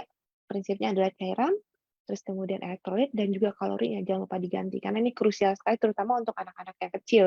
Anak-anak yang kecil itu rentan sekali untuk terjadi hipoglikemia. Oke, lalu nah ini, kenapa ini penting sekali diangkat karena rehidrasi oral yang bagus itu akan mengurangi, kemungkinan untuk dirawat di rumah sakit. Jadi kalau misalnya di rumah open yang ngasih minum, terus apalagi ada elektrolitnya, ada energinya gitu ya, mudah-mudahan sih nggak sampai dirawat dan nggak sampai perlu mendapatkan infus. Oke, slide selanjutnya. Oke, yang selanjutnya tentang dengue. Tadi Dokter Robert udah panjang menceritakan tentang dengue, saya akan masuk langsung tentang tata laksana ya, terutama tata laksana cairan. Slide selanjutnya. Oke, nah kalau tata laksana dengue ini satu aja prinsipnya ya, nggak usah pusing-pusing, intinya kita mencegah baik shock dan fluid overload. Karena di tempat praktek saya anak-anak kecil ini juga rentan sekali untuk shock, tapi satu lagi, seringkali kita dapat rujukan bahwa pasien-pasiennya suka juga datang dengan overload gitu ya. Jadi jangan sampai ada yang shock, jangan sampai juga ada yang overload. Lalu yang paling penting adalah dengue itu unik ya, jadi ikuti dinamika pasiennya, jadi ikuti dinamika hemodinamik pasiennya. Jadi bisa sekali kita punya patokan dari WHO, tapi yang paling penting kita memonitor pasiennya dan kita meng-adjust cairannya dengan, apa ya, jumlah cairan berdasarkan klinis anaknya, kita cek balance diuresisnya, dan kondisi anak secara umumnya sih. Sehingga anak-anak ini nggak jatuh shock dan kadang yang sering kita takutkan juga pada anak karena, apa ya, sering kita memberikan cairan yang lebih untuk rehidrasi dan sebagainya, sering datang dengan fluid overload juga. Oke, slide selanjutnya. Nah, tata laksana infeksi dengue ini saya mengambil dari panduan dari Kementerian Kesehatan. Jadi prinsipnya ada 3 besar. Yang pertama yang grup A ini yang bisa rawat jalan, grup B yang, dirujuk untuk rawat inap, dan grup C ada yang butuh perawatan emergensi dan rujukan segera. Yang akan saya bahas yang grup A dan grup B karena hari ini kita fokusnya membahas rehidrasi oral. Selanjutnya. Oke, yang grup A itu apa saja sih? Prinsipnya adalah yang boleh pulang ya, boleh rawat jalan. Apa aja yang boleh rawat jalan? Yang pertama yang pasti kata kuncinya yang boleh rawat jalan itu adalah yang tidak memiliki warning sign atau tidak ditemukan tanda-tanda plasma leakage ya. Jadi kita bisa lihat biasanya masih dapat minum, anaknya masih cukup bagus, buang air kecilnya ada, paling tidak sekurang-kurangnya 6 jam sekali. Lalu tadi tidak mempunyai warning sign yang tadi dokter Robert sudah sampaikan, terutama ketika demam turun. Jadi ini kita highlight sekali ya, terutama ketika demam turun. Jadi kita tahu sekali ketika demam turun, justru pada dengue kita harus hati-hati, karena biasanya kalau demam turun itu adalah saat terjadi leakage maksimal ya. Jadi leakage-nya berjalan di situ ya, mulai leakage gitu ya. Nah ini kita perlu memperhatikan, ada ke warning sign di saat demamnya turun. Lalu hematokrit dan status hemodinamik yang stabil dan tidak ada kondisi penyerta lainnya. Misalnya apa nih ya, kalau pada anak biasanya kalau yang suka kita takut misalnya dia ada penyakit jantung bawaan, lalu kemudian ada kelainan darah, misalnya kayak pasien-pasien talasemi, atau pasien-pasien dengan keganasan, terus kemudian misalnya pasien-pasien yang obesitas, tuh kita takut, atau bayi-bayi kecil, tadi ya bayi-bayi kecil yang infants, kenapa kita takut? Karena total body water-nya itu berbeda dibandingkan anak-anak yang lebih besar. Selanjutnya. Nah, prinsipnya kalau tata laksana kita sudah melihat pasien, lalu kita tentukan, oh ini pasien ini nggak ada warning sign, bisa ditata laksana sebagai grup A. Yang paling penting adalah kita edukasi ya, tirabaring adekuat, ini penting sekali, karena pengalaman saya kalau misalnya tidak tirabaring ini biasanya, apa ya, biasanya energinya kepakai gitu ya, terus juga jadi malah banyak makin berkurang gitu cairannya. Lalu kontrol ke poli ya setiap hari sampai melewati fase kritis, jadi penting sekali untuk diedukasi. Biasanya kita mengedukasi untuk kontrol ke puskesmas atau ke praktek kita tiap hari supaya kita bisa memantau kalau rumahnya dekat. Lalu kemudian asupan cairan yang adekuat, penting sekali asupan cairan yang adekuat. Di panduan Kemkes ditulis kalau untuk remaja lebih dari 5 gelas ya, untuk gampangnya itu lebih kurang, kalau lebih dari 5 gelas itu mungkin lebih kurang sekitar 1.250 ya, lebih kurang untuk maintenance. Tapi nanti kita bisa hitung dari perhitungan cairan yang seharusnya. Apa saja cairannya? Yang pasti cairannya boleh, eee, apa saja kecuali ini, nggak boleh air biasa, nggak boleh air air tawar saja karena dapat menyebabkan ketidakseimbangan elektrolit. Ini hati-hati ya. Yang lain-lain yang mengandung susu, jus buah, cairan elektrolit atau oralit, atau bahkan air beras gitu ya, kalau nggak punya cairan lain itu boleh karena prinsipnya adalah tadi 3 harus mengandung cairan, mengandung elektrolit, dan jangan lupa pada anak itu harus mengandung energi, terutama pada anak-anak yang kecil, mengandung kalori. Lalu tata cara selanjutnya mengurangi demam, pemberian parasetamol, hindari obat-obatan yang berbahaya seperti NSAID yang bisa menyebabkan perdarahan, kompres dan seka dengan air hangat, lalu yang lain-lainnya tentu saja pantau pola suhu dan jangan lupa nih melaporkan ke puskesmas terdekat kalau ada kasus demam berdarah sehingga bisa diberantas sarang nyamuknya. Nah, kapan dibawa ke rumah sakit? Yang perlu kita perhatikan edukasi ke orang tuanya, kondisi klinis tidak membaik itu kita harus kasih warning sekali kan kapan disebut kondisi klinis tidak membaik. Ini perlu di-highlight sekali. Jika demam turun, anak teler gitu ya, bukannya gimpalitan dan sebagainya, itu kita perlu bawa ke rumah sakit. Lalu saat suhu turun ini juga kita perlu hati-hati tadi ya, yang sudah saya jelaskan bahwa ini fase leket, terus kemudian ada nyeri perut hebat, lalu muntah terus-menerus, tangan dingin, ada letargi, rewel, gelisah. Nih anak tuh kalau ibunya feeling-nya, "Oh anak saya lebih letargis, lebih rewel, lebih gelisah," itu kita harus hati-hati. Lalu ada perdarahan, jangan lupa edukasi bahwa perdarahan itu bentuknya tinjanya bisa hitam, ada muntah coklat hitam gitu ya, tidak mesti berwarna merah atau tidak BAK lebih dari 4 sampai 6 jam. Ini kita harus segera bawa ke rumah sakit. Slide selanjutnya. Oke. Nah, ini saya mau men-stressing lagi, mengulang lagi gitu ya. Ini yang tadi, slide yang tadi sebenarnya. Jadi key point-nya jangan lupa ya. Jadi kita edukasi orang tua karena orang tua tuh masih suka salah paham gitu ya. Salah paham bahwa minum air putih saja itu cukup. Jadi jangan lupa tadi Dokter Robert sudah menyampaikan bahwa plasma leakage, jangan lupa plasma leakage itu tidak cuma cairan yang keluar, tapi elektrotnya juga keluar. Jadi jangan lupa nih saya mengulang sengaja slide ini 2 kali supaya kita semua mengingatkan bahwa orang tua tolong jangan cuma kasih anaknya air yang putih doang gitu ya. Jadi harus yang mengandung elektrolit plus mengandung energi atau kalori. Selanjutnya. Oke, jadi kita masuk yang grup B. Grup B ini yang perlu dirujuk ke rumah sakit. Grup B ini, apa saja sih? Pertama, pasien dengan warning sign. Tadi Dokter Robert sudah menyampaikan warning sign itu apa ya, warning sign itu, ada misalnya warning sign yang muntah-muntah, nyeri perut gitu ya, misalnya tadi demam turun tapi klinis tidak perbaikan, lalu misalnya teraba pembesaran hati gitu ya dari pemeriksaan kita, atau tidak bisa masuk intake yang adekuat, penurunan kesadaran, ada perdarahan dan sebagainya, ini kita perlu segera rujuk ke rumah sakit. Atau nggak ada warning sign tapi ada penyakit penyerta. Contohnya apa penyakit penyertanya? Ini yang hati-hati sekali ya. Bayi, terutama bayi-bayi kecil. Lalu kemudian anak yang obesitas, karena perhitungan cairannya nih susah atau gampang, dehidrasinya juga nggak ketahuan gitu ya, ini obesitasnya hati-hati. Lalu penyakit kelainan darah, terutama penyakit hemolitik tadi kayak talasemi, lalu gagal ginjal juga yang kita nggak bisa pantau ya, cairan yang keluar dan yang masuk gitu karena urinnya tidak ada. Lalu pasien-pasien dengan penyakit paru, penyakit jantung bawaan, nah ini kita perlu rujuk ke rumah sakit. Dan kondisi sosial khusus misalnya jauh dari puskesmas atau hidup sendiri anak-anak nggak mungkin ya kayaknya, dan tidak memiliki transportasi ini hati-hati, ini kita perlu pertimbangkan kasus demi kasus. Slide selanjutnya. Oke, selanjutnya tata laksana grup B. Kok hilang ya? Oke. Nah, tadi grup B kan nggak semuanya ada warning sign, tapi ada kekhususan, misalnya dia dengan comorbid. Kalau tanpa warning sign tetap ya, tetap minum oral itu jauh lebih baik dibandingkan kita memberikan intravena. Kenapa? Karena pertama resiko overload-nya kecil gitu ya, itu yang penting. Yang kedua, kalau kita melihat resiko pakai infus itu macam-macam banyak. Jadi sebisa mungkin kalau masih bisa oral, oral saja, kecuali asupannya tidak cukup, baru kita berikan cairan intravena. Oh, nggak lucu dong Dok, dirawat di rumah sakit nggak pasang infus. Nggak mesti juga pasang infus walaupun dirawat di rumah sakit, tetap kita bisa memperhatikan kalau bisa tetap intake-nya oral, hanya untuk pemantauan kita boleh menggunakan oral.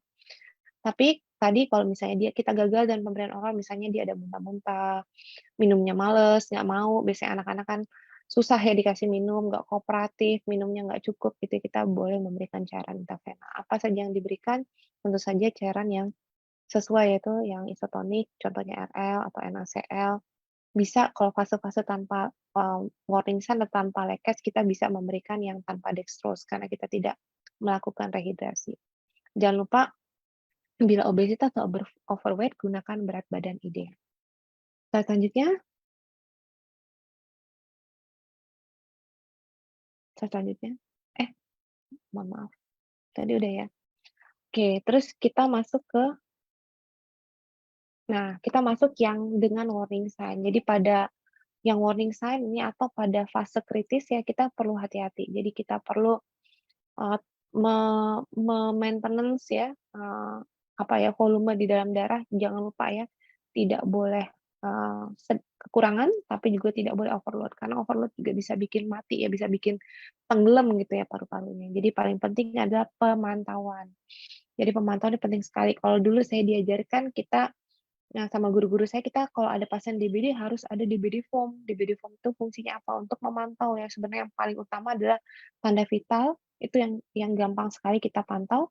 Lalu yang kedua, sebenarnya yang paling gampang adalah memantau balance diuresis.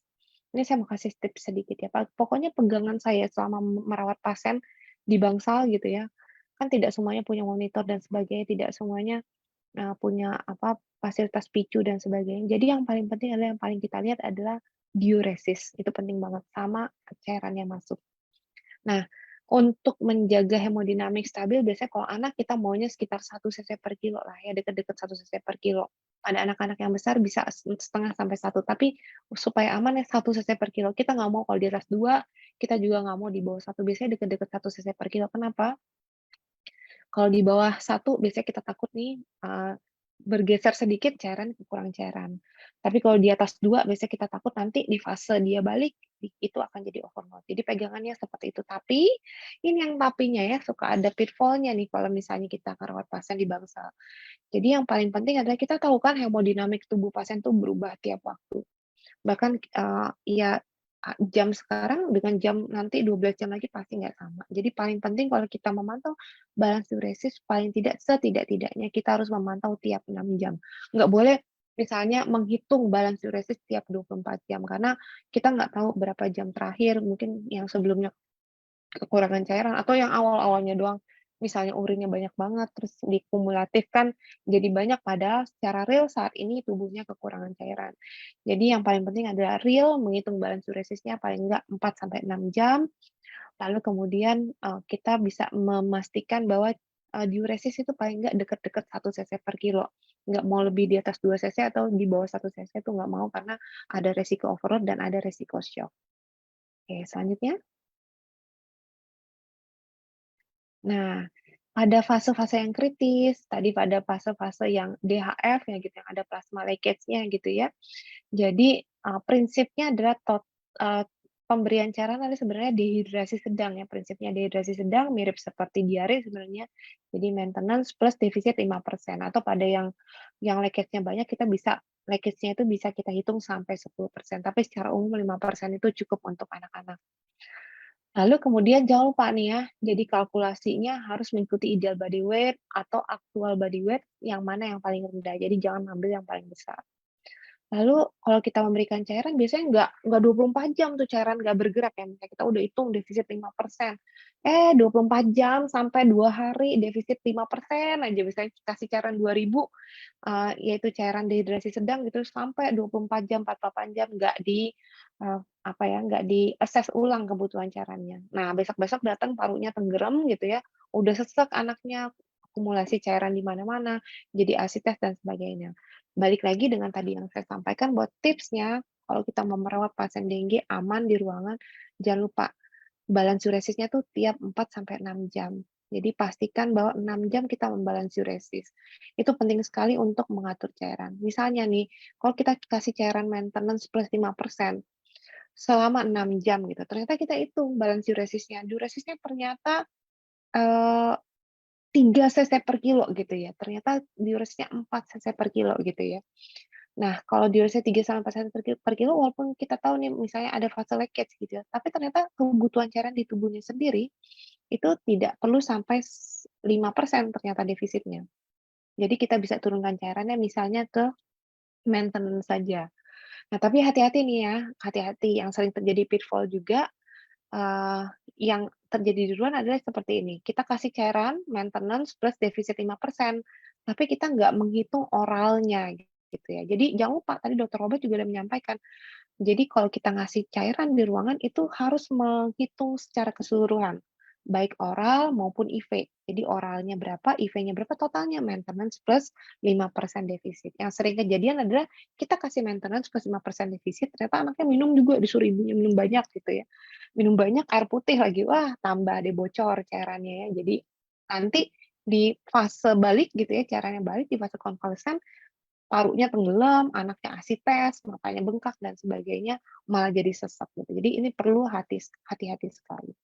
Dan ini satu lagi tipsnya ya, satu lagi tipsnya biasanya kita ngasih cairan itu, total cairan itu nggak pernah lebih dari 48 jam kalau anak masuk di fase kritis ya, atau fase leakage.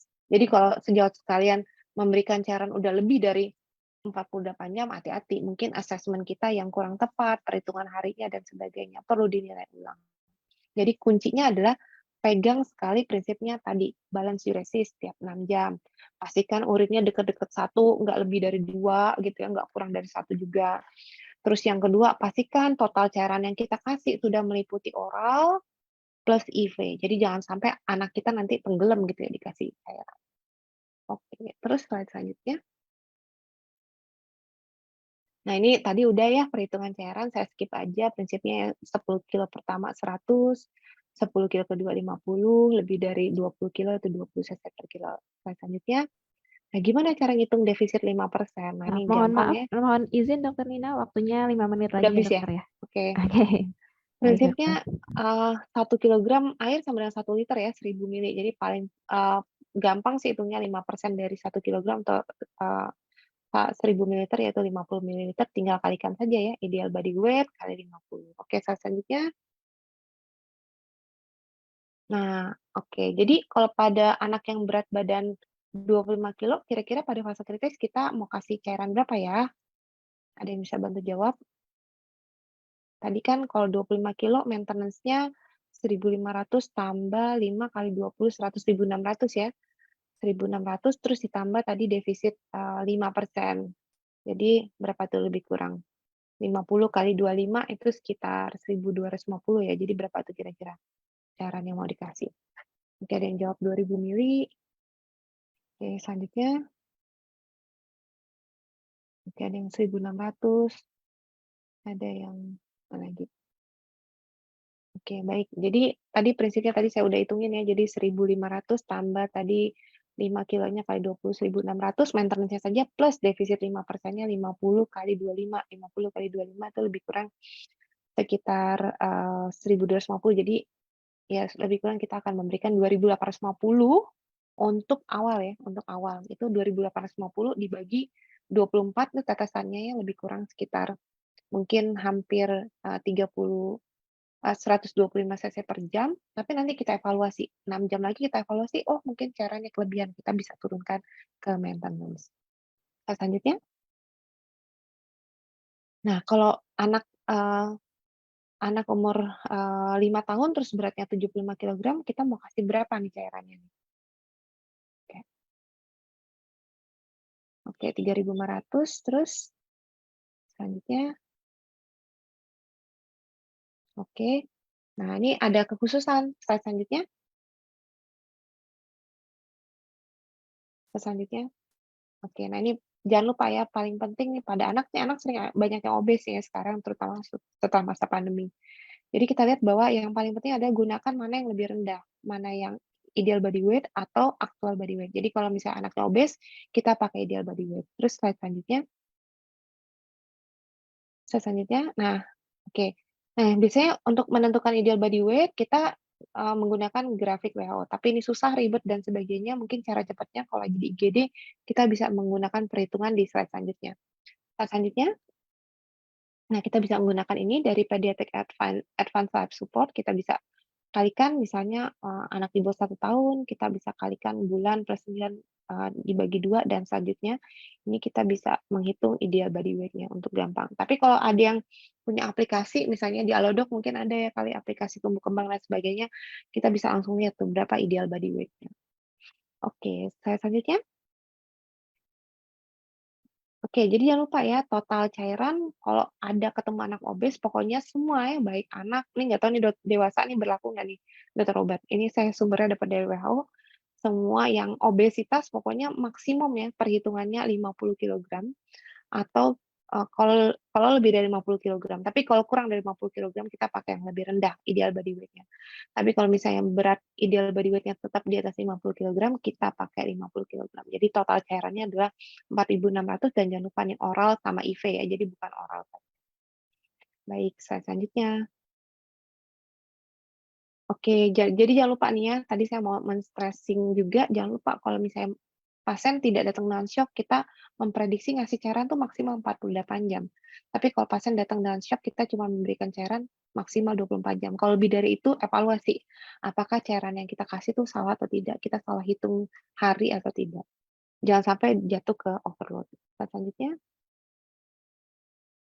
Oke, nah ini hanya ingin memperlihatkan bahwa cairan pada dengue itu sangat dinamis sekali. Slide selanjutnya. Nah ini. Pasien bisa datang misalnya kebutuhan cairannya, di awal-awal mungkin nggak butuh cairan rehidrasi, mungkin setelah beberapa hari dirawat dia butuh, dehidrasi sedang, ini baru naik. Ada yang dari awal butuh dehidrasi sedang, jadi jangan lupa lihat pasiennya dan nilai tadi yang paling penting, yang pertama balance diuresisnya, pastikan urinnya adekuat, dan pastikan yang masuk itu cukup cairannya. Slide selanjutnya. Oke, ini slide saya terakhir. Yang pertama, saya ingin menyampaikan bahwa nggak cuma diare yang butuh cairan mengandung elektrolit. Jadi jangan lupa ya, pasien-pasien kita yang ada demam, ada muntah, ada infeksi saluran pernafasan, dengue, jangan lupa kalau kita mau kasih cairan oral, edukasi bahwa cairan yang kita harus berikan tuh yang mengandung cairan, mengandung elektrolit, dan jangan lupa mengandung energi, terutama pada anak-anak yang kecil. Karena anak-anak yang kecil itu sering mengalami defisiensi 3 itu ya, pada yang sakit gitu ya. Lalu yang paling penting, jangan lupa memilih cairan yang ada gangguan elektrolitnya. Saya mau nambahkan sedikit untuk tata laksana di rawat inap, jangan lupa prinsipnya adalah memantau yang ketat. Jadi cairan itu sangat dinamis sekali, pastikan bahwa kita melakukan pemantauan balance diuresis secara ketat supaya tadi tidak jatuh ke shock dan juga tidak jatuh ke fase yang, overload. Jadi, supaya tata laksana kita aman ya, nggak berlebihan dan nggak kekurangan juga. Mungkin sekian, terima kasih atas perhatiannya, kita bisa berdiskusi. Saya kembalikan ke moderator, Dr. Olvi, silakan Dok.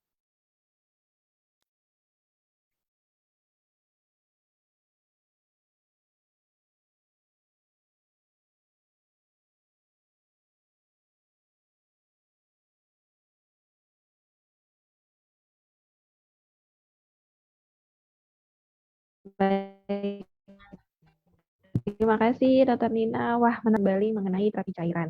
Baik, kolom chat sudah ada beberapa pertanyaan yang masuk. Cyber, boleh silakan bergabung kembali dokter, ditujukan ke Dr. Robert dan juga ke Dr. Nina, dan ada yang keduanya juga. Oke, mungkin saya bacakan dulu untuk yang Dr. Robert ya. Selamat malam Dr. Robert, mohon info pengalaman klinis selama perawatan pasien DHF, apakah ada perbedaan dari jenis minuman isotonik di pasaran? Itu mungkin sekaligus menjawab pertanyaan juga yang mengenai ini ya, cairan isotonik di pasaran kan bersifat asidik gitu ya, apakah boleh diberikan dalam keadaan perut kosong? Bisa sekaligus dijawab dokter. Ya, silakan Dokter Robert. Terima kasih, pertanyaannya saya coba jawab dulu. Jadi prinsipnya yang saya jawab yang konsepnya ya, cairan elektrolit plus isotonik. Jadi bentuk, merek, kemasan, sediaan saya pikir bisa disesuaikan dengan ketersediaan yang ada gitu ya.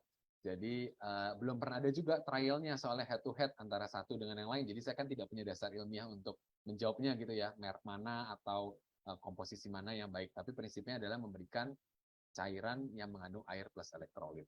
Itu mungkin dari saya. Kemudian yang kedua untuk suasana asam, jadi memang ini berkaitan dengan tolerabilitas. Tidak semua juga pasien yang kemudian tolerable dengan cairan yang tadi ya, pilihan yang cairan elektrolit isotonik. Jadi jangan dipaksakan, kita bisa sajikan yang lain, jus buah, susu gitu ya kan, pilihannya bisa ada banyak macam. Jadi jangan dipaksakan juga harus dalam bentuk cairan elektrolit isotonik yang disediakan dalam bentuk pH tertentu gitu ya oleh produsen-produsen yang ada. Jadi kita bisa gunakan tadi bahkan air tajin atau barley rice juga bisa kita pakai untuk menjadi pilihan cairan elektrolit isotonik. Demikian Dr. Ovi untuk pertanyaan yang diajukan. Terima kasih. Baik, terima kasih Dr. Robert. Oke, saya lanjut untuk pertanyaan Dokter Nina ya, Dok ya. Dari Dokter Rana Hanifah Harsari, pertanyaannya untuk pemberian cairan terkait potensial loss water karena peningkatan suhu perlu diobservasi berapa jam dan kapan kita perlu mengubah jumlah cairan jika sudah membaik di bawah 37 mengingat suhu cukup cepat perubahannya. Ya, silakan Ya, Dokter. baik.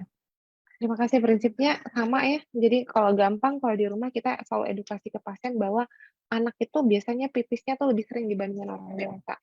Biasanya 4 sampai 6 jam sekali, terutama anak-anak kecil tuh dia biasanya pipis. Jadi yang perlu kita observasi, kalau anak demam, pastiin bahwa dia ada pipis yang adekuat setiap misalnya maksimal 6 jam. Kalau lebih dari 6 jam nggak ada pipis, artinya tuh cairannya kurang, jadi perlu dinaikin mungkin ya. Tapi kalau misalnya demamnya udah turun gitu ya, terus pipisnya juga banyak, setelah kita kasih minum, artinya cairan yang kita kasih tuh, adekuat. Jadi patokannya itu 4 sampai 6 jam, kalau di atas 6 jam pipisnya nggak ada gitu ya, bahkan sampai kayak 12 jam nggak ada pipis, hati-hati berarti cairannya kurang. Mungkin itu ya, mudah-mudahan terjawab. Baik, terima kasih Dokter Nina.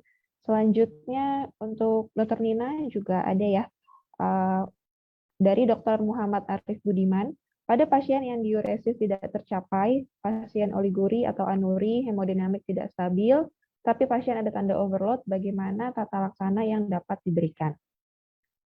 Baik, jadi, yang paling penting ini maksudnya saya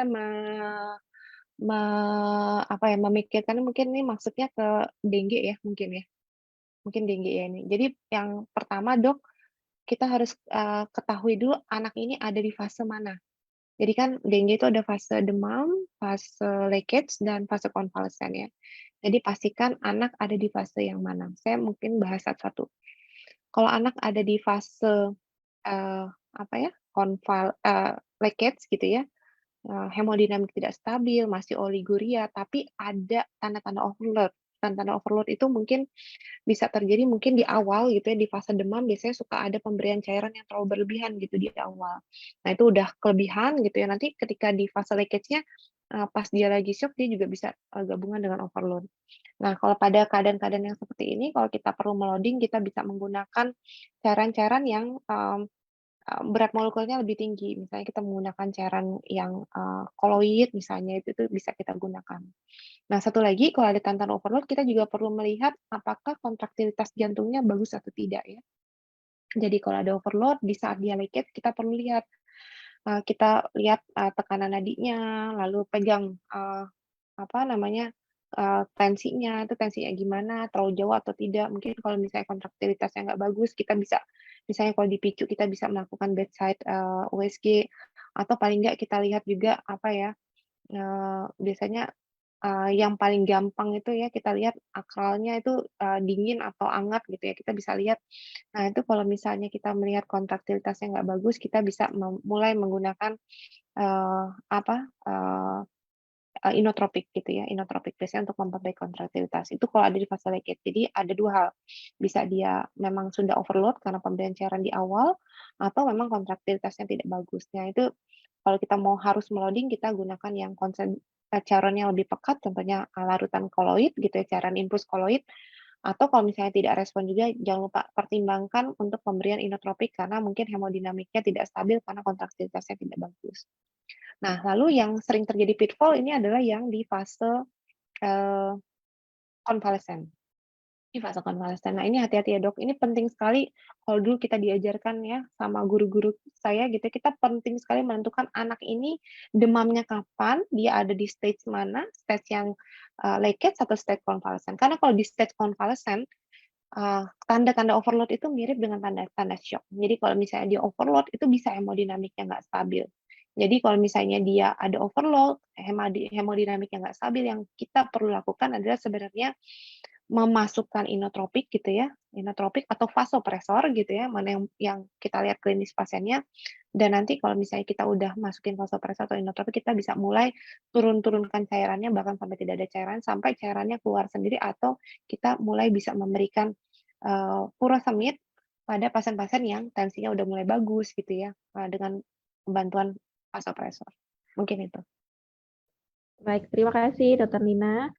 Baik, mungkin Pertanyaan terakhir ya dok ya untuk Dr. Robert, ini bagaimana mengenali tanda plasma leakage selain dari hitung nilai hematokrit? Ya, baik. Terima kasih pertanyaannya. Jadi memang yang paling banyak kita pakai kan peningkatan hematokrit 20%, tapi kemudian ilmu berkembang, jadi ada banyak cara lain yang bisa kita pakai yang lebih sederhana. Karena ada hematokrit itu kan akan terbias oleh pemberian cairan yang kita berikan. Yang paling sensitif sebetulnya kita bisa periksa dengan menggunakan USG. USG kita bisa periksa dari adanya efusi pleura, kemudian adanya penebalan dari dinding kandung empedu gitu ya. Nah, ASI test itu tanda-tanda plasma leakage. Nah, bagaimana kalau tidak tersedia USG tersebut di tempat di Indonesia, karena kan perifer kita memang sulit untuk semuanya tersedia USG. Nah, Divisi Tropik Infeksi pada waktu itu melakukan penelitian yang membandingkan USG digantikan dengan parameter lain yang lebih sederhana, yang dikenal dengan yang kami kenalkan dengan Dengue Score. Ada apps-nya juga, Dengue Score. Teman-teman bisa sejauh bisa lihat, bisa cek.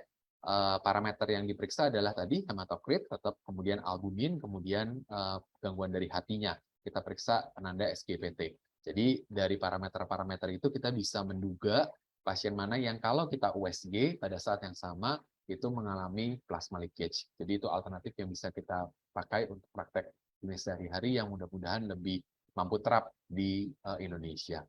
Itu mungkin Dr. Olvi sedikit jawaban untuk pertanyaan dia juga. Terima kasih. Baik, terima kasih Dr. Robert. Dan mohon maaf kepada rekan-rekan sejawat, mungkin tidak semua pertanyaan dapat dibacakan karena keterbatasan waktu, tapi jangan khawatir, nanti bisa mengajukan pertanyaan di forum diskusi Alomedica ya untuk diskusi lebih lanjut. Oke, kalau gitu, sebelum saya akhiri sesi ilmiahnya, mungkin dari Dr. Robert atau Dr. Nina, mungkin boleh dok kalau ada closing statement atau mungkin kesimpulan akhir yang ingin disampaikan untuk sesi ilmiah malam ini. Ya, baik. Saya mulai dengan saya dulu ya. Jadi, cairan saya pikir itu menjadi sentral pada kasus infeksi, ya kasus infeksi apapun. Dalam hal demam berdarah, tadi Dr. Nina sudah sangat baik sekali mengingatkan kita bahwa kurang atau lebih itu sama buruknya. Sehingga yang kita perlu perhatikan dalam pemberian cairan, tadi di conclusion saya, pertimbangkan jenisnya apa, jumlahnya apa, dan timingnya apa. Dengan kita melihat keadaan pasien, keadaan lab, dan mengambil judgement klinis yang tepat, mudah-mudahan outcome pasien infeksi dalam hal ini demam berdarah bisa menjadi lebih baik. Itu saja dari saya, terima kasih. Terima kasih Dr. Robert. Dari Dr. Nina.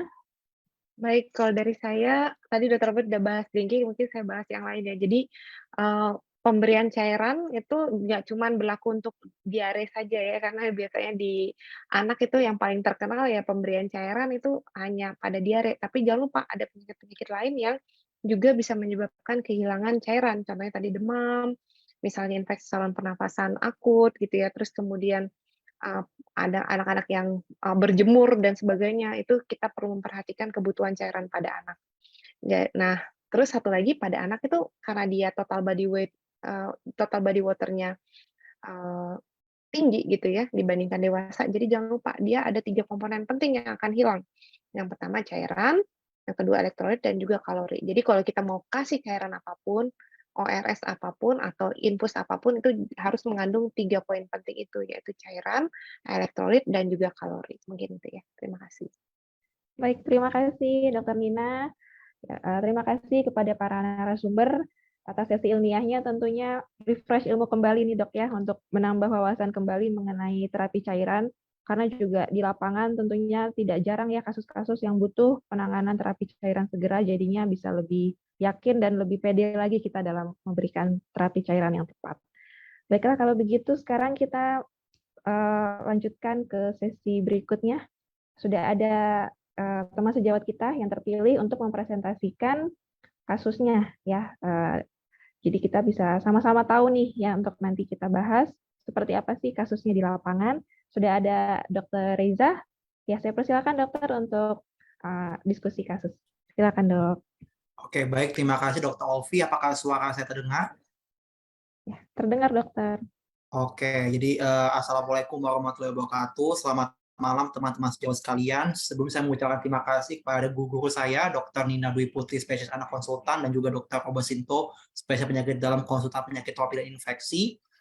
Jadi pada hari ini saya akan mempresentasikan kasus yang saya temukan di layanan telemedicine menggunakan Alomedica. Jadi memang kasusnya itu adalah kasus demam denggi, dan ternyata memang demam denggi ini seperti yang mungkin tadi sudah dikatakan oleh Dr. Besinto tidak selalu harus dirawat di rumah sakit, tetapi bisa menggunakan layanan telemedicine asalkan memiliki layanan untuk melakukan follow up. Dan kebetulan Alomedica saat ini sudah memiliki layanan follow up yang dapat kita pantau pasien setiap hari untuk supaya pasien-pasien memang tidak perlu dirawat itu dapat kita pantau bagaimana perkembangan penyakitnya.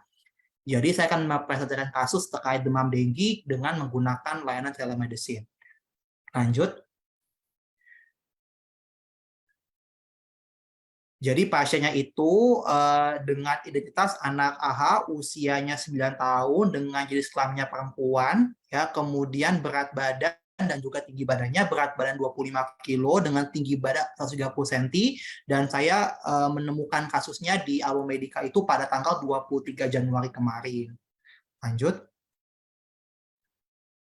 Nah, jadi pasien itu datang dengan keluhan utamanya ada demam sejak 2 hari yang lalu. Jadi pasien mengeluhkan demamnya itu muncul secara mendadak, disertai dengan menggigil dan hampir dirasakan sepanjang hari.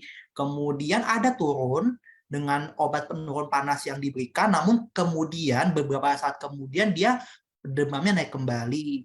Kemudian pasien juga mengeluhkan adanya nyeri kepala yang dirasakan mulai dari belakang kepala hingga di daerah retroorbita atau di belakang mata. Keluhan ini dirasakan bersamaan juga dengan demam. Kemudian pasien juga ada nyeri sendi serta mual, namun mualnya itu tidak disertai dengan muntah. Tapi memang karena dia ada mual, maka intake-nya agak berkurang. Kemudian dikatakan BAB dan juga buang air kecil pasiennya normal. Kemudian saya mencoba untuk mencari apakah ada tanda-tanda warning sign, kemudian apakah ada tanda-tanda perdarahan dan juga plasma leakage pada pasien. Namun keluhan batuk, pilek, sesak nafas, nyeri perut, ruam-ruam atau bintik merah di kulit, BAB cair, BAB warna kemerahan, BAB hitam, perdarahan gusi, mimisan atau perdarahan di tempat lain di sangkal. Kemudian untuk riwayat penyakit dahulunya, pasien belum ada pernah riwayat penyakit sebelumnya dan keluar penyakit bawaan atau koroner di sangkal. Kemudian untuk riwayat sosialnya memang dikatakan oleh ibu pasien, di lingkungan rumah pasien dikatakan sedang ada banyak anak-anak yang mengalami demam tinggi. Dikatakan juga banyak genangan dan tempat penampungan air yang tidak ditutup atau dibersihkan secara berkala. Dan pasien selama di rumah hanya diberikan obat penurun demam atau paracetamol. Lanjut. Kemudian setelah mendapatkan amnesis dan saya coba untuk menggali apakah ada tanda dehidrasi pada pasien, dan dikatakan kemudian dari hasil pengakuan ibunya bibirnya tidak kering, kemudian lidahnya nggak kering, kemudian juga dikatakan bahwa pasiennya tampak aktif, kemudian tidak ada tanda-tanda perdarahan ataupun ada tanda-tanda ruam kemerahan. Nah, kemudian ini adalah hasil antropometrinya. Lanjut. Next. Nah, jadi kalau kita dari kurva untuk usia 9 tahun dengan berat badan 25 kilo, itu berat badan idealnya menurut tinggi badan sekarang itu adalah 26 kilo. Sehingga apabila kita menggunakan kriteria Waterloo untuk menentukan status gizi anak menggunakan kurva CDC, itu dikatakan bahwa status gizinya adalah normal. Karena kita bandingkan antara berat badan aktual dan juga berat badan ideal didapatkan nilai 96%. Jadi berat badannya itu atau status gizinya dikatakan normal. Lanjut. Kemudian setelah itu pasien saya berikan pengantar untuk melakukan tes laboratorium. Ya, kebetulan pada layanan Alomedica ada suatu layanan yang kita juga bisa merujuk pasien untuk mendapatkan layanan laboratorium, dan di sini kita melihat bahwa dari hasil laboratoriumnya terdapat ada penurunan trombosit sedikit 135.000 disertai dengan hasil NS1 dengginya positif. Jadi berdasarkan dari hasil anamnesis, kemudian pemeriksaan fisik sederhana dengan pengamatan dan juga dengan hasil laboratorium, maka lanjut. Maka asesmen awal yang saya berikan adalah pasien mengalami demam denggi tanpa tanda bahaya dengan intake yang inadekuat. Karena pasien mengalami demam denggi, kemudian tidak ada warning sign, kemudian tidak ada tanda perdarahan hebat, kemudian tidak ada tanda plasma leakage, Dan oleh karena itu, maka sebelumnya pasien tidak perlu dirawat. Sehingga kita akan melakukan follow up setiap hari dengan kita berikan pengantar untuk tes laboratorium pemeriksaan darah rutin. Jadi terapi yang saya berikan adalah terapi medikamentosa untuk simptomatiknya diberikan paracetamol 3 kali 15 mili dan juga domperidone 3 kali 5 mili menurut berat badannya. Dan yang paling penting ada terapi non-medikamentosanya. Jadi pasien diharapkan untuk istirahat baring, istirahat yang cukup, dan yang paling penting adalah karena pasien ada demam, dan pasien dengan mengalami dengan demam denggi ada risiko untuk plasma leakage, maka yang paling penting adalah oral rehydration solution, atau kita mengganti cairannya dengan terapi cairan. Terapi cairannya karena pasien masih bisa intake oral adalah cairan oral. Yang paling bagus sesuai dengan tadi yang dikatakan oleh Dr. Nina dan juga Dr. Robosinto adalah menggunakan cairan isotonik elektrolit. Ataupun karena itu merupakan yang mempunyai komposisi semua, ada elektrolitnya, kemudian yang kedua ada kalorinya juga. Atau kalau misalkan memang tidak ada, bisa digunakan cairan lain asalkan tidak cairan air yang plain water, misalkan kuah sup, kemudian jus, ya, dengan menurut berat badannya itu minimal kalau kita menggunakan rumus Hoyer segar untuk berat badan 25 kg itu adalah minimal 1.600 ml. Dan juga saya akan berikan follow up tiap hari dan juga pemeriksaan darah rutin setiap 24 jam. Kemudian setelah itu saya edukasi juga untuk berikan kompres dengan air hangat, terutama di lipatan-lipatan. Kemudian jangan sampai pasiennya dehidrasi, lanjutkan pemberian makanan supaya nutrisi cukupi dan juga amati tanda gawat darurat. Jadi saya katakan kalau misalkan ada tanda perdarahan seperti mimisan, gusi berdarah, atau misalkan BAB-nya kehitaman, kemudian misalkan ada sesak nafas ataupun nyeri perut, mual muntah hebat yang persisten, maka segera untuk konsultasi kami untuk kami berikan rujukan untuk ke rumah sakit.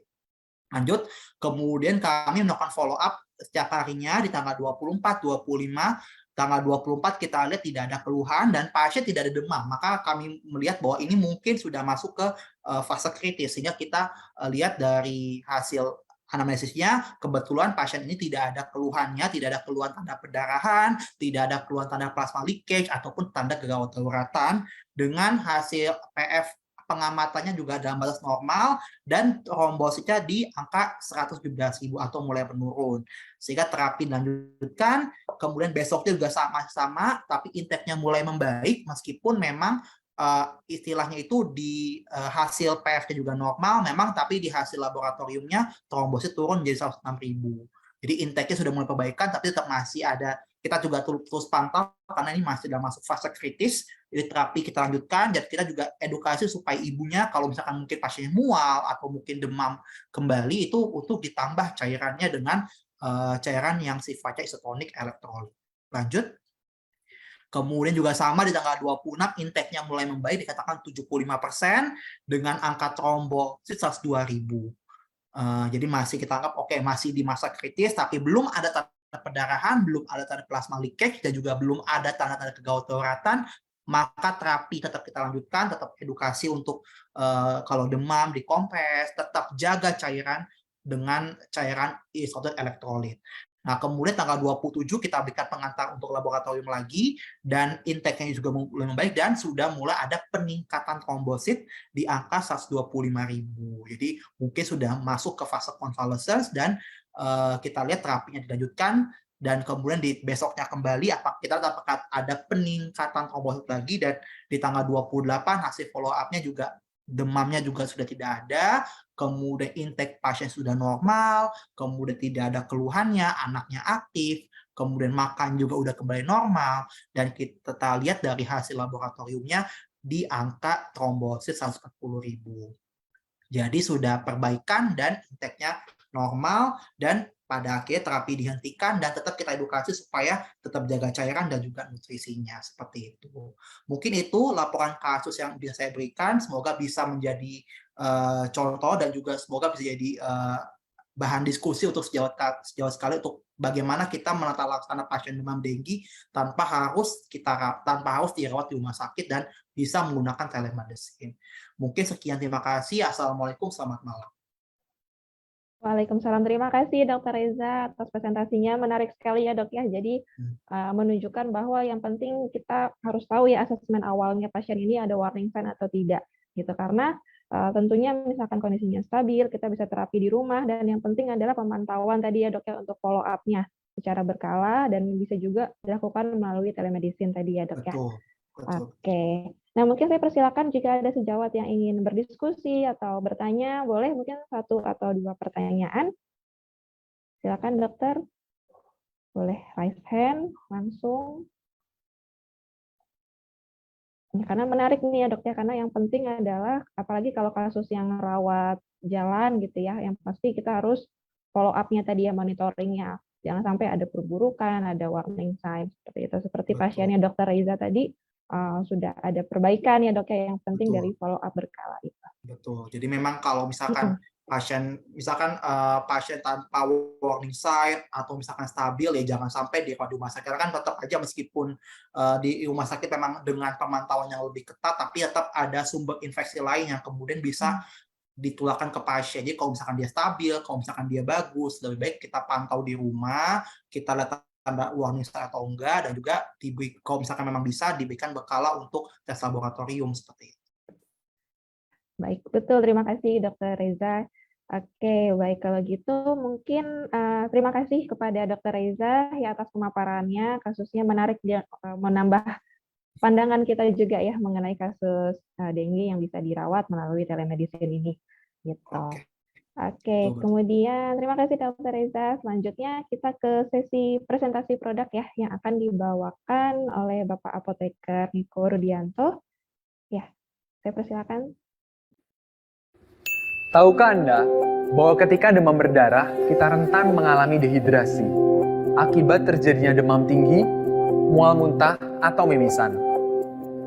Dehidrasi berat pada demam berdarah dapat mengakibatkan kematian karena kehilangan banyak cairan dan ion. Lakukan penanganan yang tepat dan segera gantikan cairan dan ion yang hilang dengan minuman yang mengandung elektrolit isotonik.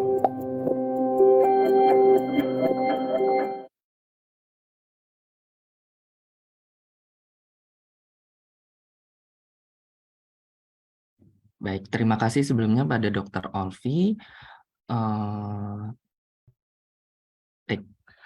Selamat malam Dr. Robert dan juga Dr. Nina.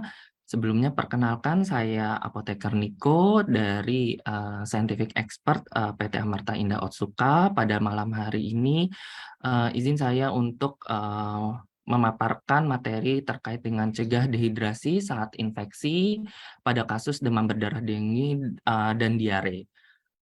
Next.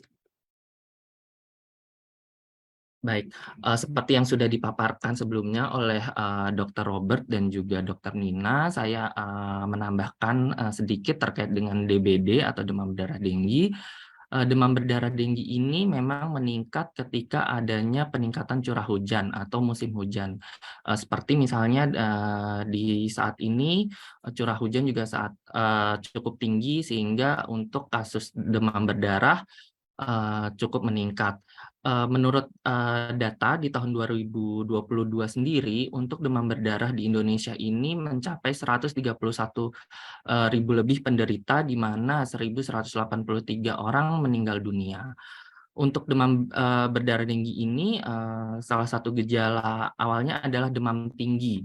Kemudian demam mulai turun pada hari ketiga sampai hari ketujuh. Kemudian pada fase tersebut itu sudah masuk ke dalam fase kritis dan bisa menyebabkan komplikasi utama dari DBD atau demam dengue tersebut, di mana adalah dehidrasi yang disebabkan dari demam tinggi, muntah, dan juga kebocoran plasma. Sesuai dengan yang sudah disampaikan juga oleh Dr. Robert, menurut rekomendasi dari WHO untuk intake cairan saat DBD adalah dengan mengkonsumsi minuman elektrolit isotonik. Lalu untuk kasus diare sendiri, ini juga salah satu penyakit yang disebabkan oleh infeksi virus. Diare merupakan penyakit endemi yang berpotensi menimbulkan KLB dan masih menjadi penyumbang angka kematian di Indonesia, terutama pada balita. Berdasarkan data Riskesdas tahun 2018, untuk prevalensi diare itu mencapai 8% pada semua kelompok umur. Dan untuk prevalensi dari balita sekitar 12,3% dan bayi 10,6%.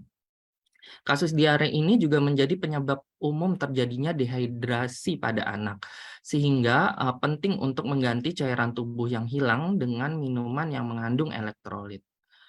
Next.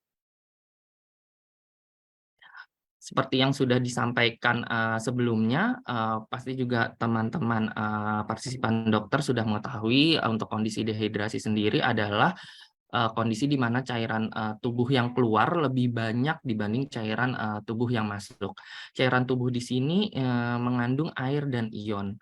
Lalu untuk tanda-tanda dari dehidrasi itu sendiri antara lain adalah rasa haus, kemudian adanya kelelahan, kehilangan nafsu makan, mulut kering, urin yang semakin berwarna gelap dan sedikit untuk volumenya, lalu untuk beberapa bisa menyebabkan sakit kepala. Next. Pocari Sweat sendiri untuk dehidrasi ini memiliki komposisi mirip cairan tubuh karena mengandung ion dan air, kemudian diserap lebih baik oleh tubuh karena bersifat isotonik sehingga cepat kembalikan cairan tubuh, disimpan lebih lama di tubuh sehingga dapat mencegah dehidrasi dengan palatabilitas meningkat karena mengandung gula dan perisa alami dan juga ion. Lalu pastinya aman dikonsumsi karena tanpa pengawet dan pemanis buatan dan juga teruji klinis dan sudah terregistrasi Badan POM dan saat ini sudah memiliki logo pilihan lebih sehat. Next. Untuk Pocari Sweat sendiri, seperti yang sudah disampaikan, memiliki komposisi yang mirip dengan cairan tubuh, terutama yaitu keringat. Untuk komponen mineralnya sendiri memang mirip dengan keringat, dan di mana untuk mineral-mineral yang terkandung di Pocari Sweat sendiri ini memiliki sifat basa, sehingga saat dikonsumsi tidak menyebabkan sifat menjadi lebih asam di pencernaan, seperti itu. Pocari Sweat memang dibuat berdasarkan penelitian ilmiah dengan konsep awalnya memang IV solution, sehingga memang ditujukan untuk mengembalikan cairan dan ion tubuh. Next. Lalu Pocari Sweat memang secara studi klinis sudah terbukti secara signifikan untuk dapat mengembalikan volume plasma lebih baik dibandingkan air dan teh. Jika dilihat pada grafik pada layar, ini memang untuk Pocari Sweat sendiri memiliki change in plasma volume itu lebih tinggi dibandingkan dengan water dan tea, baik pada rentang waktu tertentu. Next. Pocari Sweat juga mampu menahan cairan lebih lama di dalam tubuh dibandingkan dengan air putih dan teh hingga 3 jam. Dapat dilihat juga pada grafik di mana laju retensi dalam tubuh untuk Pocari Sweat sendiri ini mencapai 180 menit lebih tinggi retensinya dibandingkan dengan air dan teh. Next. Kemudian ada active poll untuk partisipan dokter, apakah dokter setuju untuk merekomendasikan minuman elektrolit isotonik kepada pasien yang mengalami dehidrasi seperti DBD, diare, demam, dan lain-lain. Baik, sepertinya semuanya setuju ya, karena memang sesuai yang dipaparkan juga oleh Dr. Robert dan Dr. Nina, di mana saat kondisi DBD, diare, atau demam ini memang tidak hanya air putih saja, tetapi juga menurut WHO juga direkomendasikan adalah cairan elektrolit dan isotonik, di mana untuk Pocari Sweat sendiri merupakan salah satu dari cairan elektrolit isotonik yang saat ini ada di pasaran. Baik, demikian materi yang saya sampaikan. Terima kasih sebelumnya. Wassalamualaikum warahmatullahi wabarakatuh. Saya kembalikan ke moderator Dr. Olvi.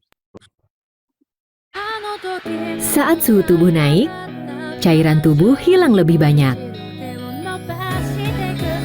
Pocari Sweat, jaga cairan tubuh.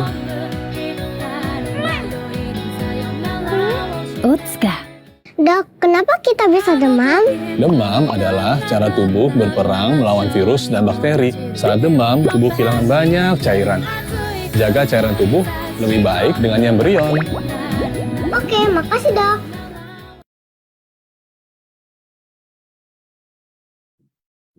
Baik, terima kasih kepada Bapak Apoteker Niko dan terima kasih juga kepada para narasumber kita. Pada Dr. Robert dan Dr. Nina, terima kasih sudah hadir membagi ilmu. Semoga sehat selalu dokter dan sampai berjumpa kembali. Ya, terima kasih juga kepada rekan sejawat yang telah hadir dan berpartisipasi aktif dalam RTD malam hari ini. Semoga dapat bermanfaat ya dok dan menjadi bekal dalam praktek sehari-hari. Baik, akhir kata saya Dr. Olvi izin untuk undur diri. Sampai berjumpa kembali di sesi RTD selanjutnya. Jadi dokter andal dalam penggenggaman, salam Alomedika.